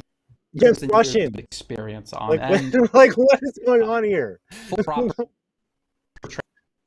Like kamikaze pilots. It's crazy. It's crazy. The West sending F-16s to Ukraine if it's going make no difference. They're going to be shot down. Going to be another. Dude, it's I don't awful. Like, know if you've seen those videos on Twitter of taking like is from school. what the and the stuff conscription like that. the conscription guards like coming up to people on the street, coming up to them in the car, and just like throwing them out. And like, yeah, I've seen a bunch of that video. Yeah, man. just like a bunch of those videos. Yeah, it's They're just grabbing whoever off the street. It's crazy. Can But, I like, just say, these are like, people. it has never been to be a man. Never. For Western defense companies like Lockheed. What are they doing? There is no other. The only other option to stop to do. They want to continue doing this, so to find any capability spare to send this longer. Certain capabilities that they have, they could potentially transfer to Ukraine, but then they would be tapping into weapons and munitions to hold on conflict with China. But overall, Yeah, not even kidding. Not even kidding. Warfare capability. Fucking days or so, we see articles like this. This one was pointed out by Mark Sloboda, who I've had on my channel several times. Washington Post, Europe industrial capabilities fall of Ukraine's need, and this was dated 19th, 2023. But this is like, yeah, So kind of get the picture here. A lot of the things that I and others have been saying. Yeah, so it's. I think now. it's coming kind of to a close. Okay. I think it's kind of. I mean, I'd like to think, I'm being optimistic here, that it's coming to a close, because they're just going to keep sending stuff. People aren't going to be like, it's just getting to that point where they can't train people fast enough to manage this equipment that like is old to us, but the Ukraine has never used it, so they are not going to be trained adequately how to use it. So it's just a cycle of poor training, inadequate forces, and poor equipment, inadequate equipment against a fucking superpower. Like, they're not like. Can you imagine being like a Ukrainian pilot, being in the classroom? We're literally on the verge of fault, and I don't. I mean, yeah, like the 375 million. That's right. Another 375 million that they're just gonna write out a check for. Just like it's just a total joke. So, and that could be part of the F-16s. But this is like, how are they gonna pay for that? We like haven't even really talked about all the crazy finance capital that's going on in Ukraine right now. It's just absolutely insane how shock doctrine is taking place in Ukraine while the war is still occurring, while the conflict is still occurring.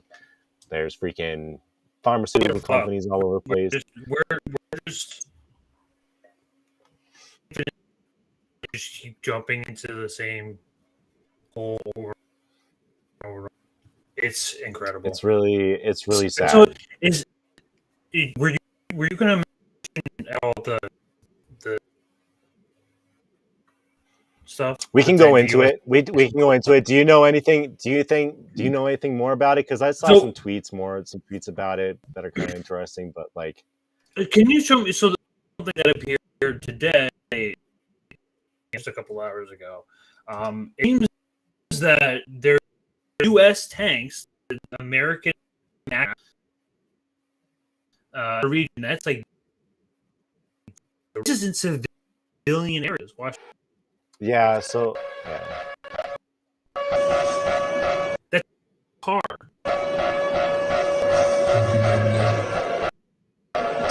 Can you imagine if you had Russian like in like state, and they were going around with guns and placing people around, tanks rolling and just rolling up. I mean, so that's crazy. That's crazy. Like what if What if this was like a civilian, like Manhattan neighbor?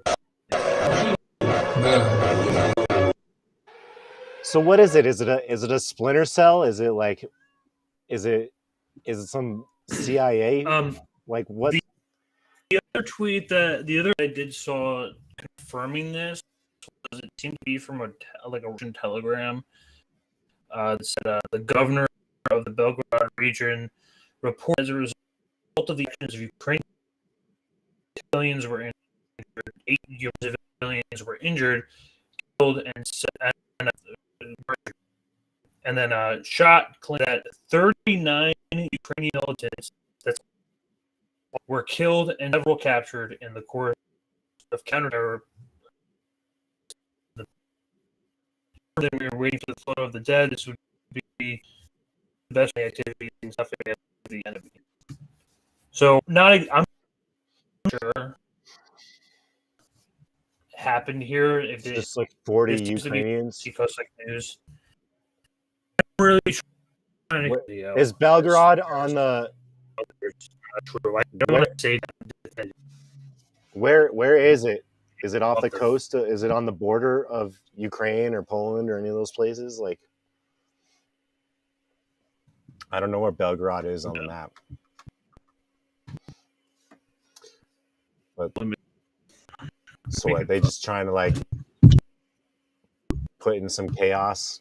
Like, it's just like why send 40 Ukrainians to a random city just to get shot up, just to cause some chaos, just to wreak havoc? It's not stopping the war in Ukraine. That's crazy though. I'll find this geography. Oh, here we go. Oh, this is actually New York fighting report in the Russia. So New York Times, Belgrade region. A U.S. tank in a civilian neighborhood. Is it U.S.? It's U.S. tanks. So it's the U.S. tank. It's the U.S. on. That's crazy, dude. The American Max Pro. So isn't it an MRAP? That's like what the. Interesting. That's crazy. It's like on like the of Ukraine. Yeah, so it's possible that so they came from Ukraine. It's not like. I mean, like this, on top of Putin assassination, things. The escalation points of World War III. Built. Oh. That's crazy. And I would expect more of these things to happen. As they get more desperate, you're going to see more of these like attacks literally in Russia. They'll literally attack Russia. Yeah. Remember, we saw that thing. We saw the drone. Didn't we see the drone almost hit the Kremlin like a couple weeks ago?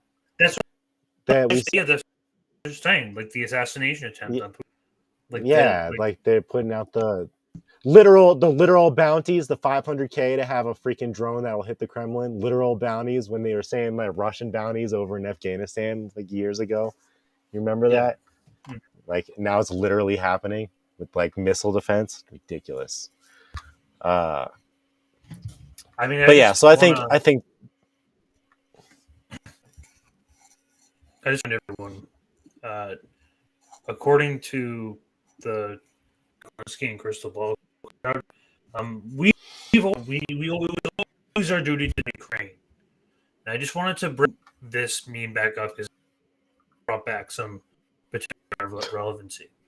And this caused perspective on foreign policy. To defend Ukraine, mainstream media is telling the truth. Sell them only defense weapons. Don't give them Patriot missile systems, F-16, tanks. we're sending F-16 majors $100 billion of track weapon contracts, twice the amount of anyone else in the world, and this is still escalating as we speak. And how many times how many times has Biden said already or promised that we're not going to send them F-16s? Or Yeah, here they are. Like all these things said that he promised that he wasn't going to get him anyway. Well, it's like they still need to pretend the pretense is that they're there for good reason and it's not just a huge grift. But as we were seeing earlier, like getting rid of those F-16s is good business for Lockheed Martin because now they get to make more F-35s. Sending those Patriot missiles, like this is just capitalism has they don't stop for anything. If there's money to be made in war, they're going to make money in war. Like it sucks. It sucks how cynical it is, even when they're like picking people off the street.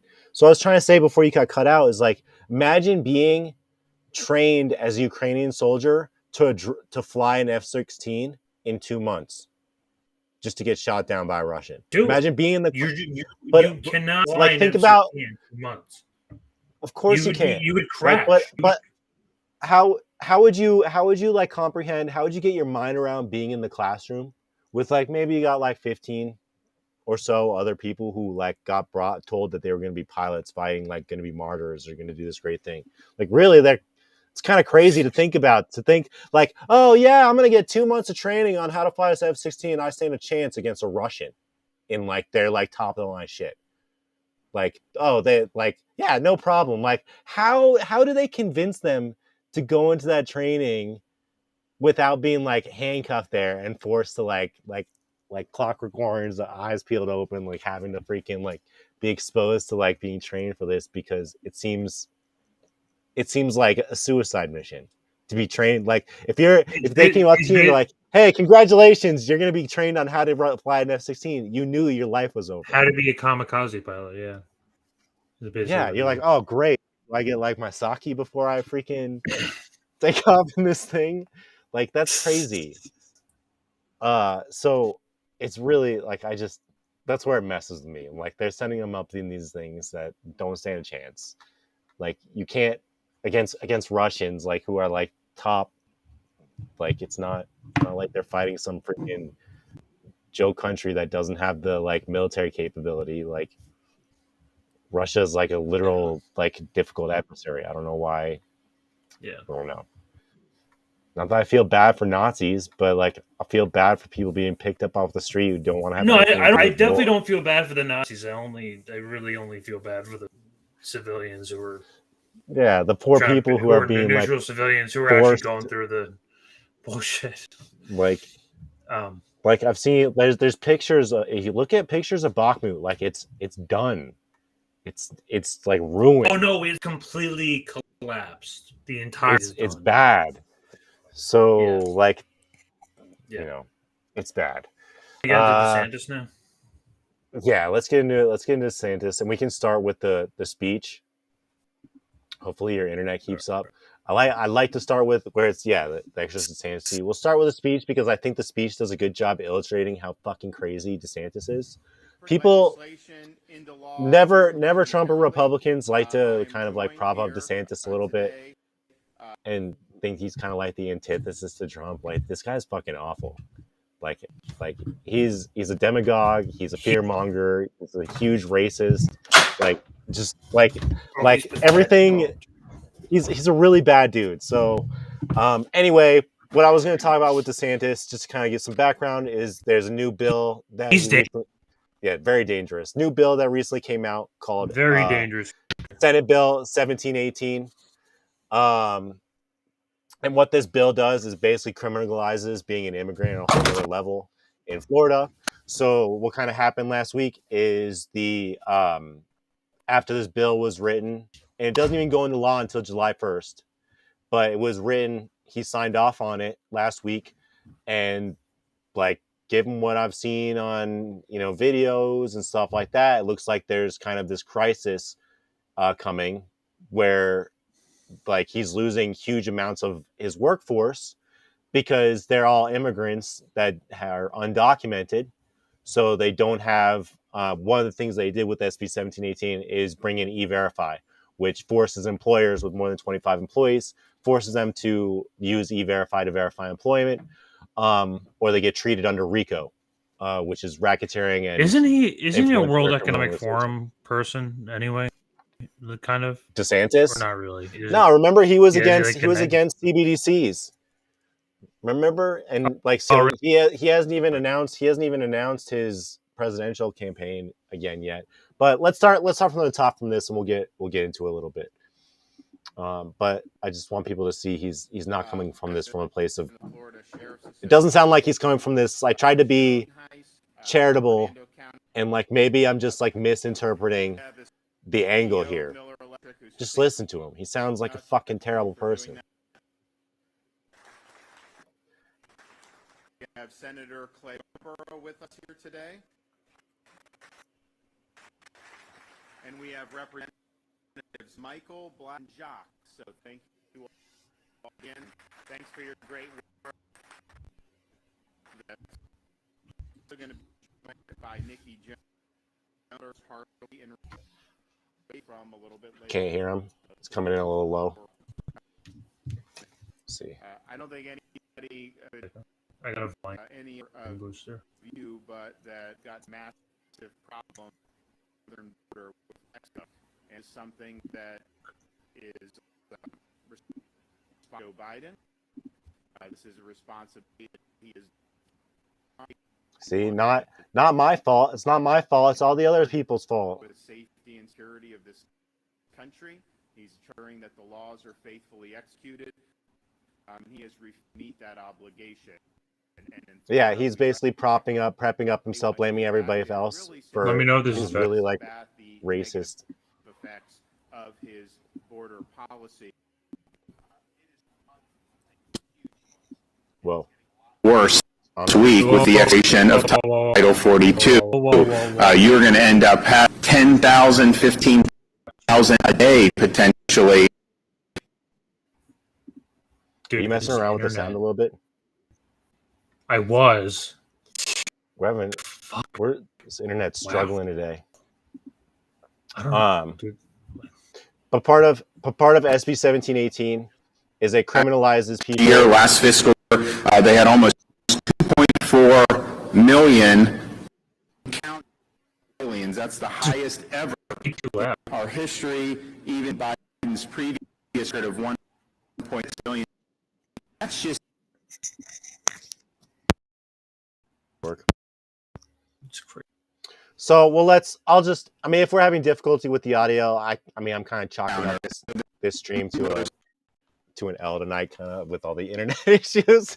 But DeSantis goes hardcore into blaming. It's nothing against you. I'm just making light of it. I know. But really, DeSantis kind of goes into the fear-mongering, the demagoguery. He blames Biden. But one of the things that he brings up as a pretense to bring in SB 1718 is he talks about Title 42. So I didn't really know much about Title 42, but it basically made it so that during the pandemic, like Trump could basically kick out immigrants for any reason. And after the pandemic, Title 42 didn't get signed back in. So DeSantis is using this opportunity to introduce SB 1718, which basically uses RICO, which if you don't know what RICO is, it's racketeering, influence as a corrupt organization. So it's like what the mafia was tried under. So when you have an organization, a criminal organization that works over state lines, like smuggling drugs and stuff like that, that's prosecuted under RICO. So they basically want to say that if you're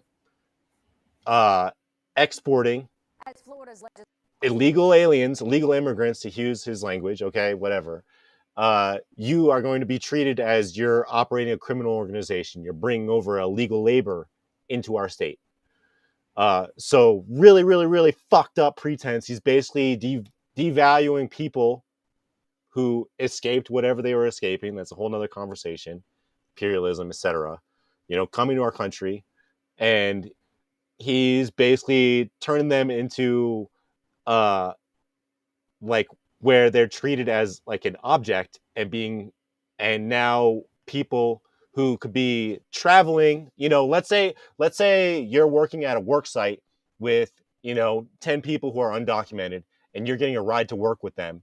It's now like, if you're giving them a ride to work, it's now you can be tried under RICO for aiding them to participate in working illegally in the state of Florida.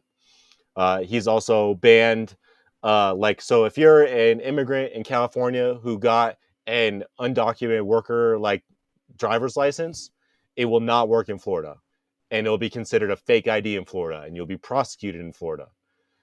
So he's really, fucking crazy. But yes, so it's not just little. He wants the immigrants to be out. He wants the immigrant labor to be fucking done. And so there's these other videos. If you want, I guess we could skip to the ABC News. I kind of went over it already, but that's the one you got pulled up. But let's go to truckers floating boycott. So a couple of ways that we see some organization is that Latino truckers, apparently Spanish Twitter has been kind of blowing up on this. And so a lot of Latino truckers are refusing to go into Florida altogether. So not only are you seeing people who are no longer working. So I have videos of people working at work sites where they'd be working for building houses and stuff like that, and they're just completely empty. So not only are people not building no longer at within Florida, but now you have truckers that won't export into the state either. So he's getting hit from multiple different angles of where he kind of stepped on his own dick by maybe underestimating or not giving a fuck of how many undocumented immigrants are working in his state. Maybe he really didn't understand that anywhere from 500,000 to 1 million people are undocumented working in his state. Maybe that just didn't occur to him. But I don't see how his economy can come from this anytime soon. Because this is really knocking out a massive chunk of his labor force. And this is kind of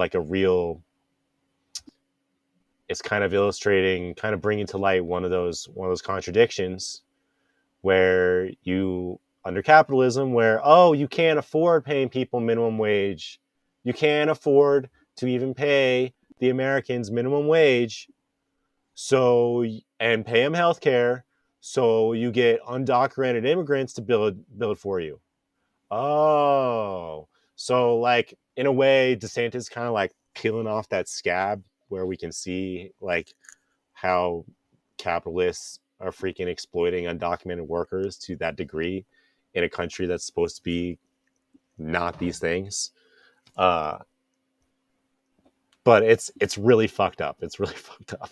Anyway, but you can see, I don't think it's in English, but you can see that these people are boycotting. These truckers are starting to boycott traveling to Florida.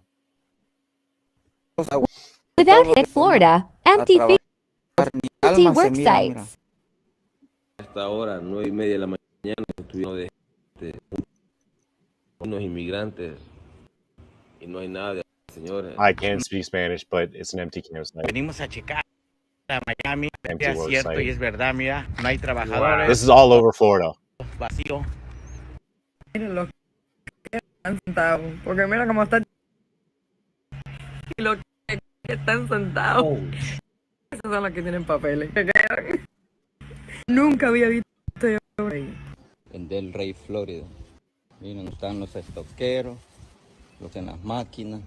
That's crazy. Todo se mira desolado. Just completely empty. This is like a header or like this. Florida. I mean, they both. I mean that populist Republican anti-immigrant thing is consistent, but DeSantis is way worse than Trump on this issue. I don't like splitting hairs over It's Trump really and interesting. DeSantis. I'm wondering project done with out workers. Trabajo hay.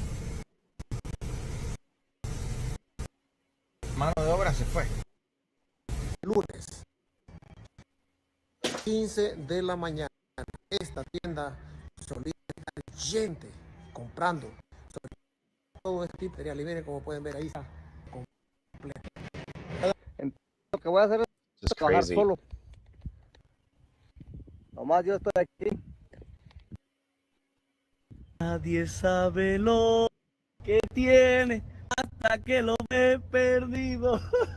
Para que vean, ve, estoy yo subido aquí solo, nadie me está cortando, nadie está nada. Saludo a Ron DeSantis y a los cubanos allá, no todos los que Ron están diciendo DeSantis. que se vaya, que no Yeah. importa. Bueno, véngase, ayúdame. Yeah. Here's Thank you, another one. Miguel. Guy said there's plenty of work, but the workers are gone. Se va a echar a perder miles y miles y miles de toneladas. This is ¿Por qué? great crop. You can see it's just shriveling up. ¿Por qué acaba de firmar la ley esa? Aquí en Florida ya nadie quiere trabajar. Toda la uva ya echada a perder. Llegan que aquí. Ahora no sé qué vamos a hacer. Miren, toda la uva se está pudriendo. Prefieren que pase todo esto a que pase. Miren nomás. Estamos hablando de miles y miles de toneladas. Miren mi gente, esto está aquí en Florida. It's crazy. Cientos It's crazy. de cultivos se echaron a perder demasiados, que realmente no puedo caminar todo eso porque es muy... Y no hay personal para trabajar. La compañía hizo un anuncio que estaba rematando producto a menos de la mitad de precio y vine a ver, quise salir. Sí, es verdad, vean esto. Los tomates se están viendo, ya se echaron a perder, ya la verdad no sirven ellos. Demasiado producto. You can probably pull up the perder empty y work pues, sites one or the one with the dude with the interesting take. But you guys can see, like, What they're about just the- getting wiped out. Agriculture. There's also ones I don't have a video of it, but I saw one because I couldn't verify it. But see, like those empty store shelves and grocery stores. Y aquí estamos, fuerza, eso, así me miren. Oh, so that's just a bunch of, yeah, I guess that's just a thread of a bunch of different ones. Compartan el video. But I can share that on my Twitter later, but you can see it's just, pasado. this is a bunch of truckers all showing solidarity in a thread. Where they're basically all saying, we're not going to deliver. We're not going into Florida. Todos unidos Nobody's como la picking up any jobs. So that's just dual power, guys. That's people organizing outside of the state. Okay, because the state like has nothing to do with that. Hispanic Twitter. Yeah, I'm gonna retweet that. Yeah, so I'm they're gonna being retweet that too. they're being based as fuck, and being like, all right, like, and guys, I tried to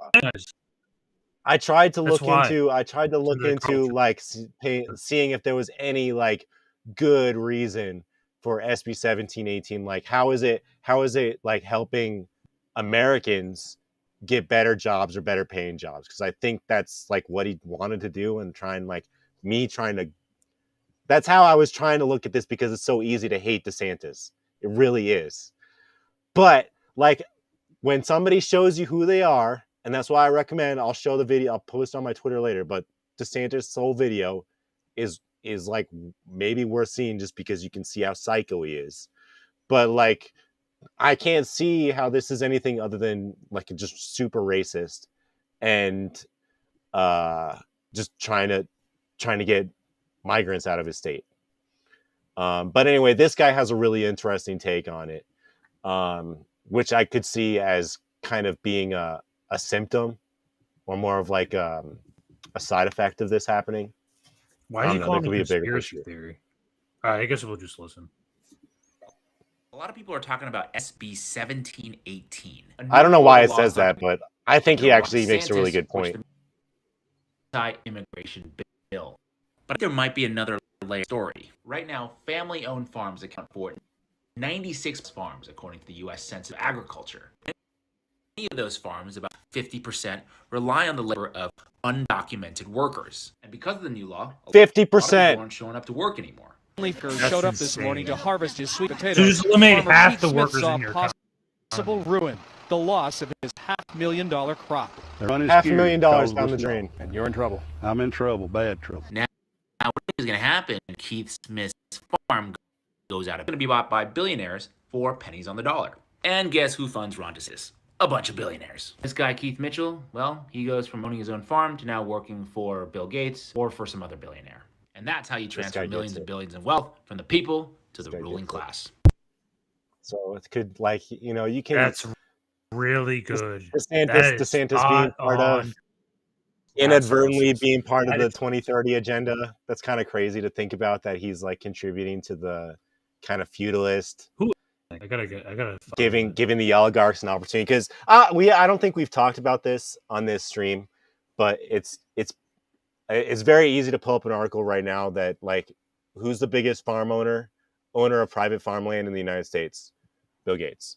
Who's the largest owner of all land in the United States? Ted Turner.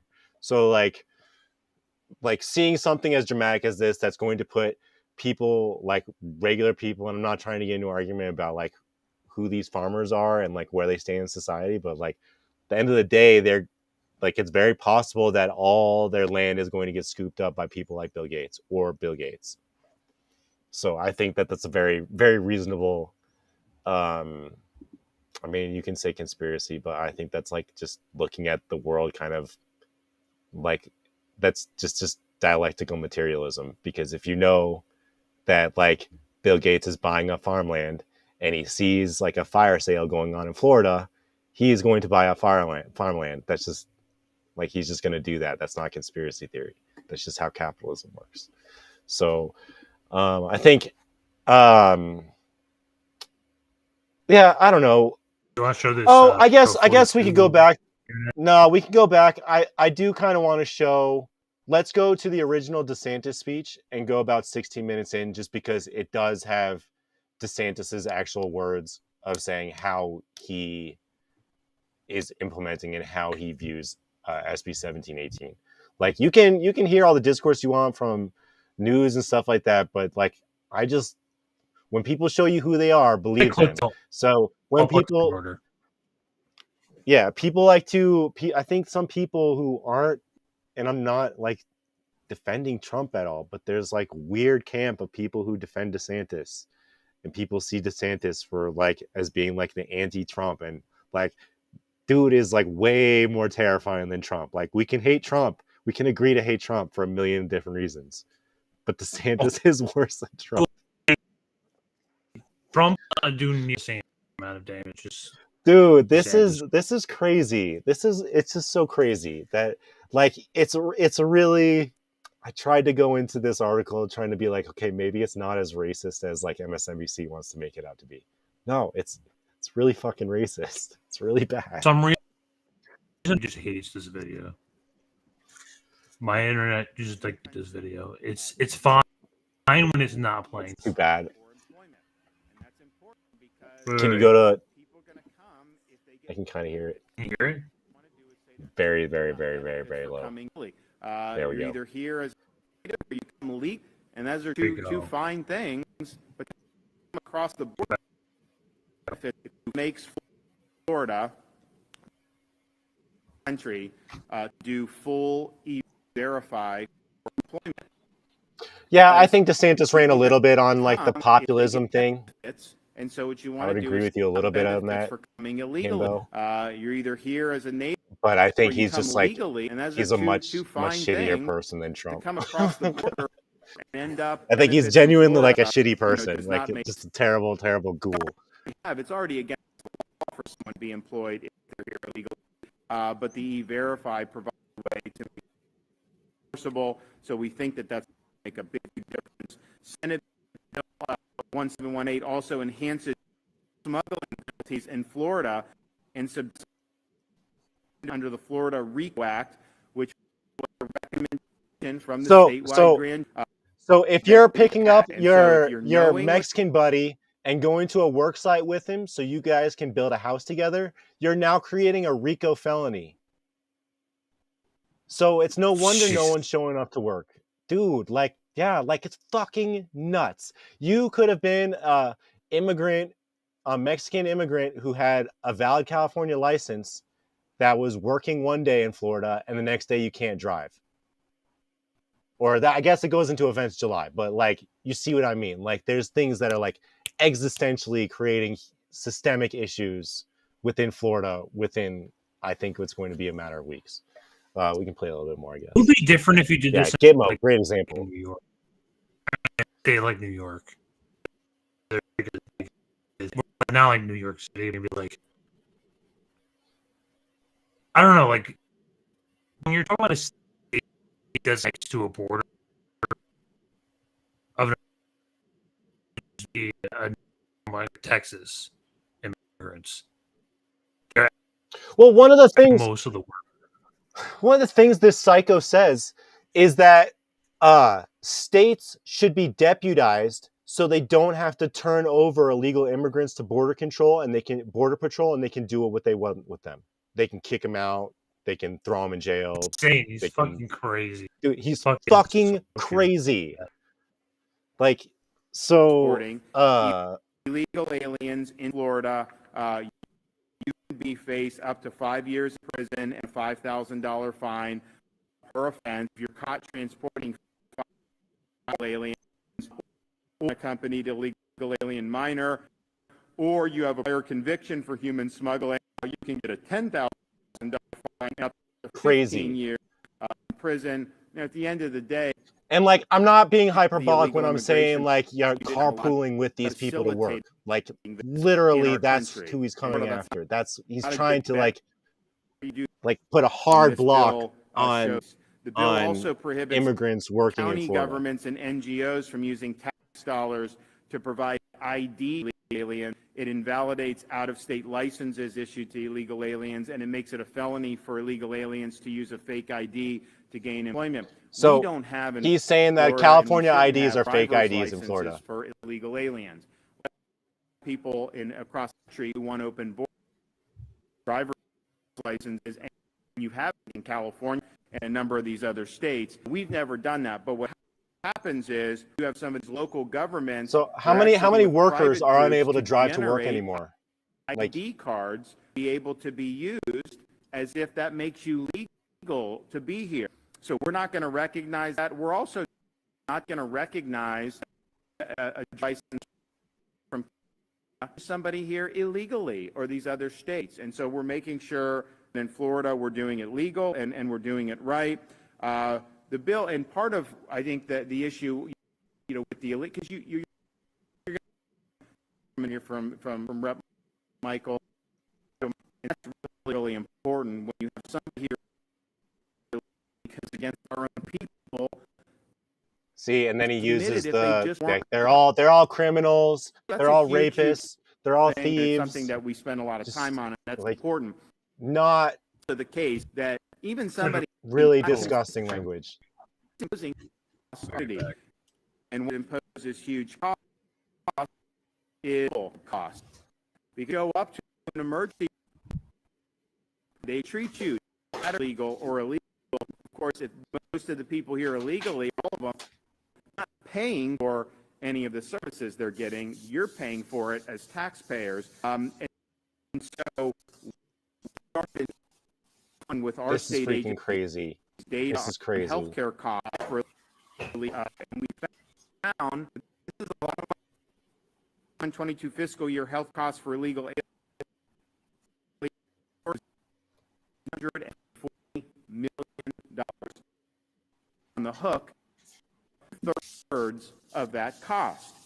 So the Biden to increase those costs. They want to actually use Medicaid to cover illegal aliens, which we don't support and won't do in Florida. That's what is it said data at the hospital about care that's being given to people here. So this is freaking nuts we too. were able to identify. We think that there's a lot. He's basically discouraging immigrants from going to the hospital now, because that's another big thing that he's like scaring people.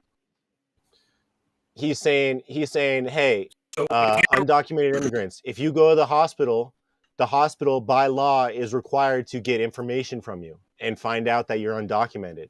So what's going to happen now? These undocumented workers are no longer going to go to the hospital, so they're not going to get any care at all. So across the border, and you're Mexican, you're from like any other. We're just and you get just destroyed. You can get turned over by to the state. Yeah, that's how I would interpret it. Is like, it's one of those things where maybe that person would get care, and then the next day, Border Patrol is next to their freaking emergency bed and hauling them off to the fucking cages on the border. Like, I don't see what else he's trying to suggest here. He's not suggesting a pathway to citizenship. He's not suggesting any alternatives for the immigrants already there. He's saying in unequivocal terms, if you're undocumented, like, either leave or like magically get documented, which, like, anybody with half a brain knows, like, it's not that simple. So No, it's like impossible. It's very. I mean, I guess Bad Cookies has a point here. Like, yeah, I guess like that you do see that stuff where they turn away care, but sanctuary jurisdictions.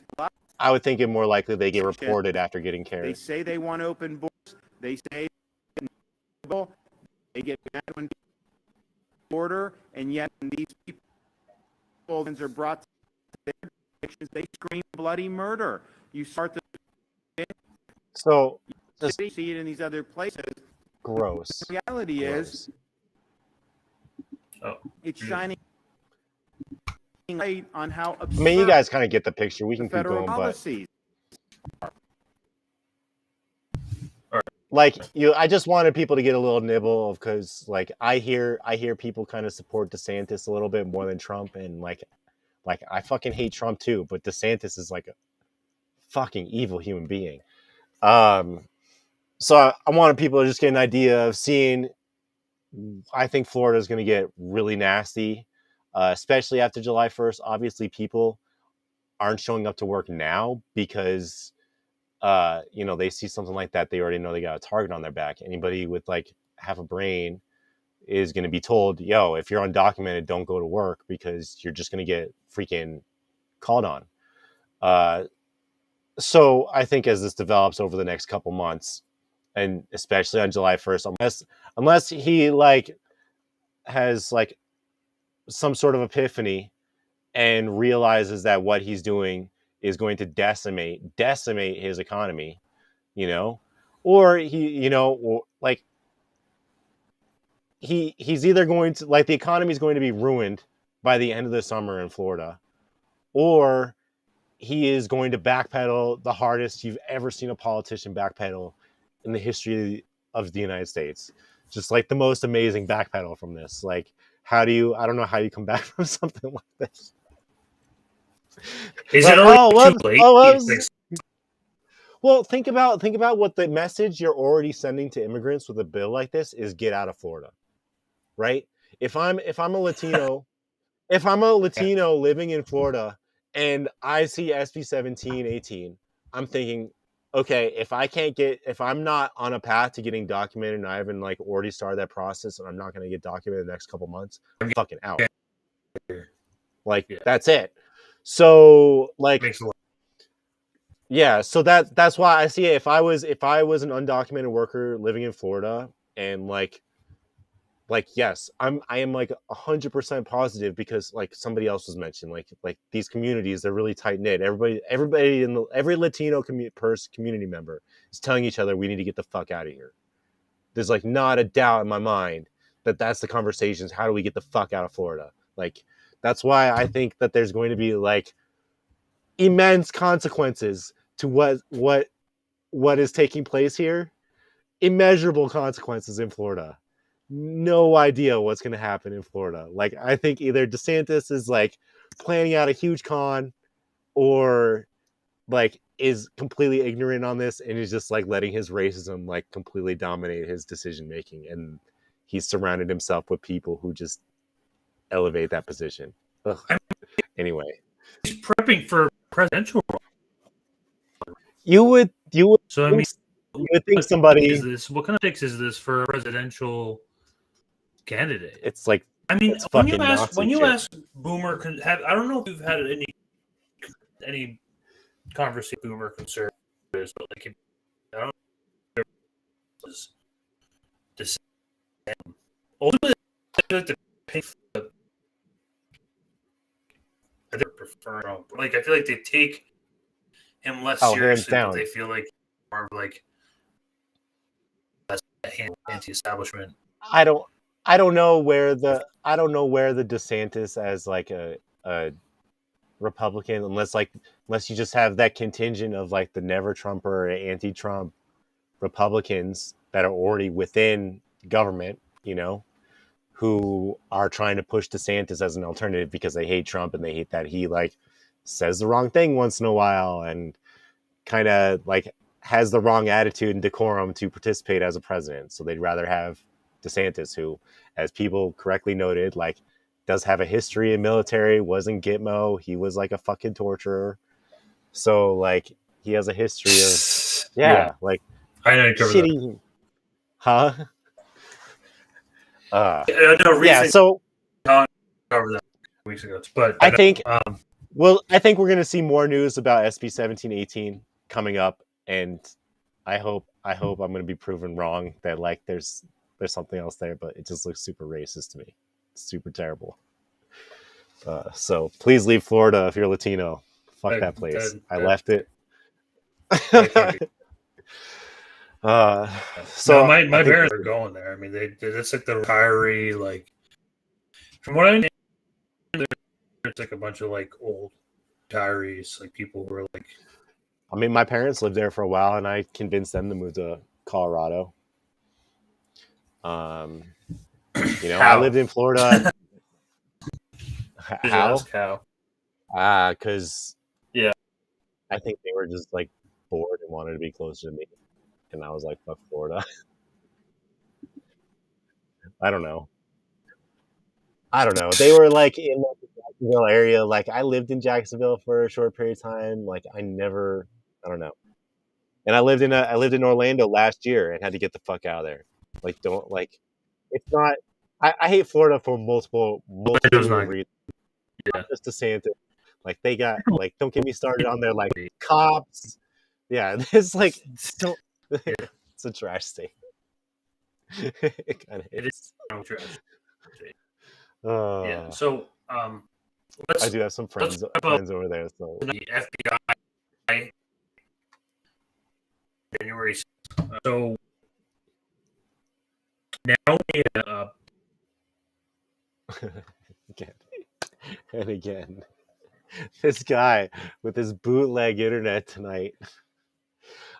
Miguel, I think it was actually a Florida Supreme Court ruling that said that SB 1718 was appropriate to be used under RICO. Was like that RICO was like they used RICO as a reason for SB 1718. So I would hope that it would get challenged in court, but I think it was I think it was a court that gave a ruling that SB 1718 had a precedent under RICO. So it's not looking good. Yeah, it's not looking good. Yeah, AOL internet. Yeah, for real. Just beeping at you. There's one more story because whatever going on, it's the feds. But we're gonna put up with the feds in January, and them directly themselves implicating agents in crimes, and like this Chris Yeah. have been indicted for lying on their oath in front of Congress. Let's watch the testimony here. Chairman Jordan, members of the committee, thank you for addressing FBI malfeasance and allowing me to speak.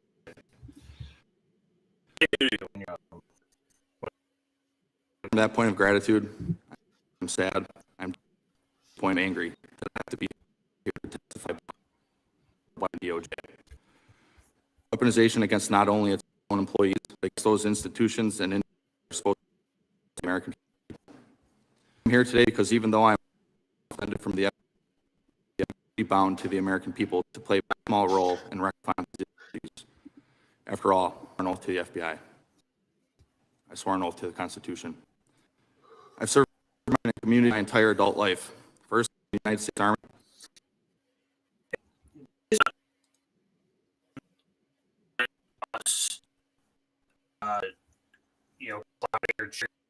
For the FBI. This guy seems probably a genuine character, but I think he has false beliefs. Yeah. FBI. I don't know. It's tough, like AI. Just a little respect for what they're doing. Ultimately, that Then as matters. a police officer and later special agent. States Army, where I served in the infantry, was quickly promoted through the ranks. I deployed to both Iraq and in support of Operation Iraqi Freedom and Operation Freedom. I served in the historic 101st Airborne Division. I received the Infantryman's Badge, which is a award for those infantrymen who engage in combat with our nation's enemies. Sounds like an op. The Army's official motto is, "This will defend." Along with numerous other volunteers to serve the nation, combat values. I know some of them, they come from all backgrounds, races. They helped me into the person I am today. To sacrifice, and many did, to protect this great nation. It is our duty to honor their sacrifices, standing up for what is right. I became a police officer. Police officers, like me, are beings, who strive to uphold the law and the Constitution. We go to work every day trying to make these better. Nonetheless, funding is we can away for as a nation. While serving as a police officer, I finished my bachelor's, graduating with honors. Shortly thereafter, I began the law becoming an FBI special agent, a position I once understood the pinnacle of law enforcement, the way to continue to serve this nation and protect and defend the Constitution. During my 4 years as a special agent, I received the highest annual. I volunteered for, tried out for, and was selected for an FBI SWAT team. I also volunteered for, tried for, and was selected for a new unit the FBI created. I also received for my work on an abortion extremism case. Here's what it is unsurprising. Despite our oath Constitution, too many in the FBI aren't willing to sacrifice for the right over the easy wrong. See what comes of whistleblowers. While the FBI destroys their careers, suspends every pretense, pay no chance for remedy. This is by design. It creates an overwhelming that silences opposition. That we too often refuse to do by and suffering it incurs. I continue on this path silently without each I witnessed, even my career, family's home, and now anonymity. It's up to members of this me of that. Current. Do you remember that? Do you remember that? That Facebook lady who was like the quote unquote whistleblower, Haugen or whatever her name was.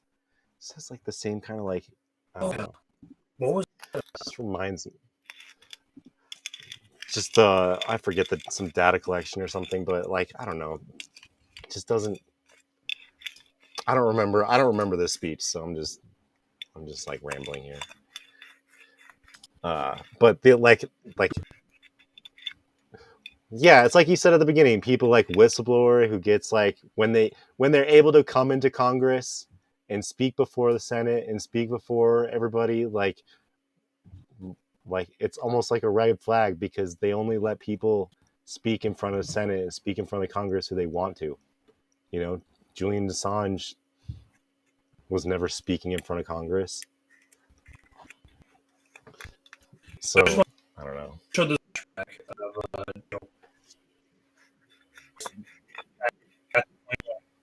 and not pretty much straight up being refused to answer whatsoever whether the FBI was at January 6th. This is gonna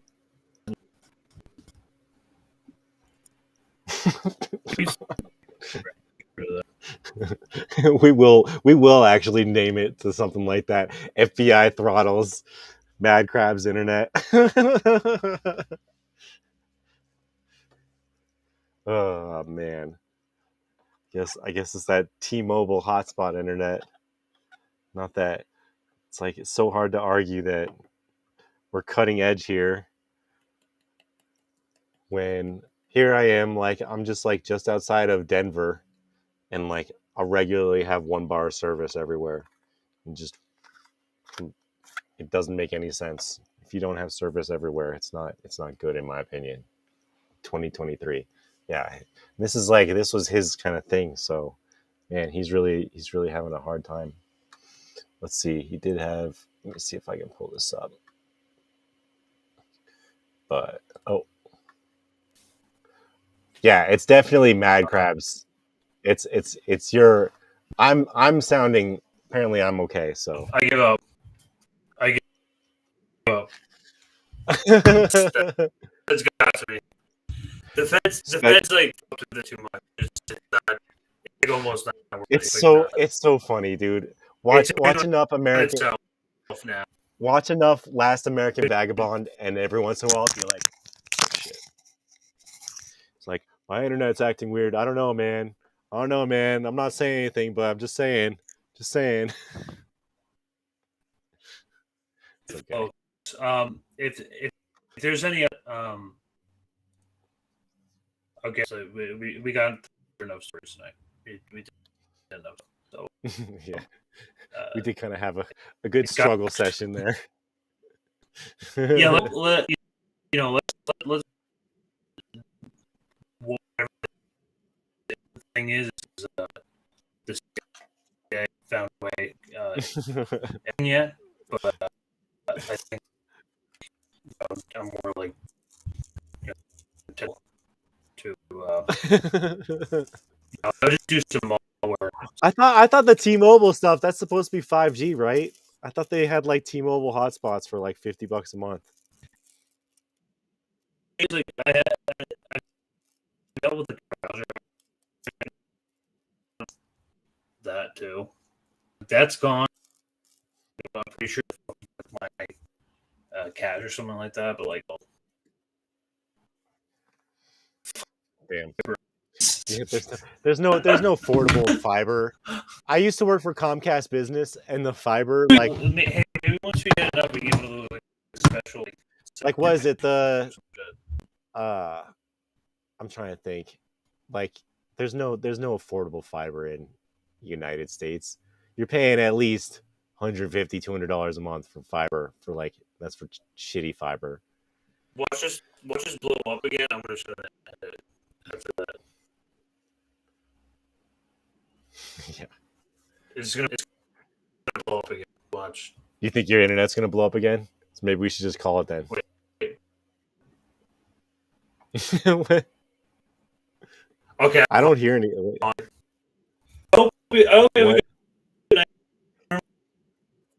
This is the every support that you give us is all the support that can go towards internet connection. So thanks all for coming. Okay. Well, he couldn't even close the stream. That's kind of funny.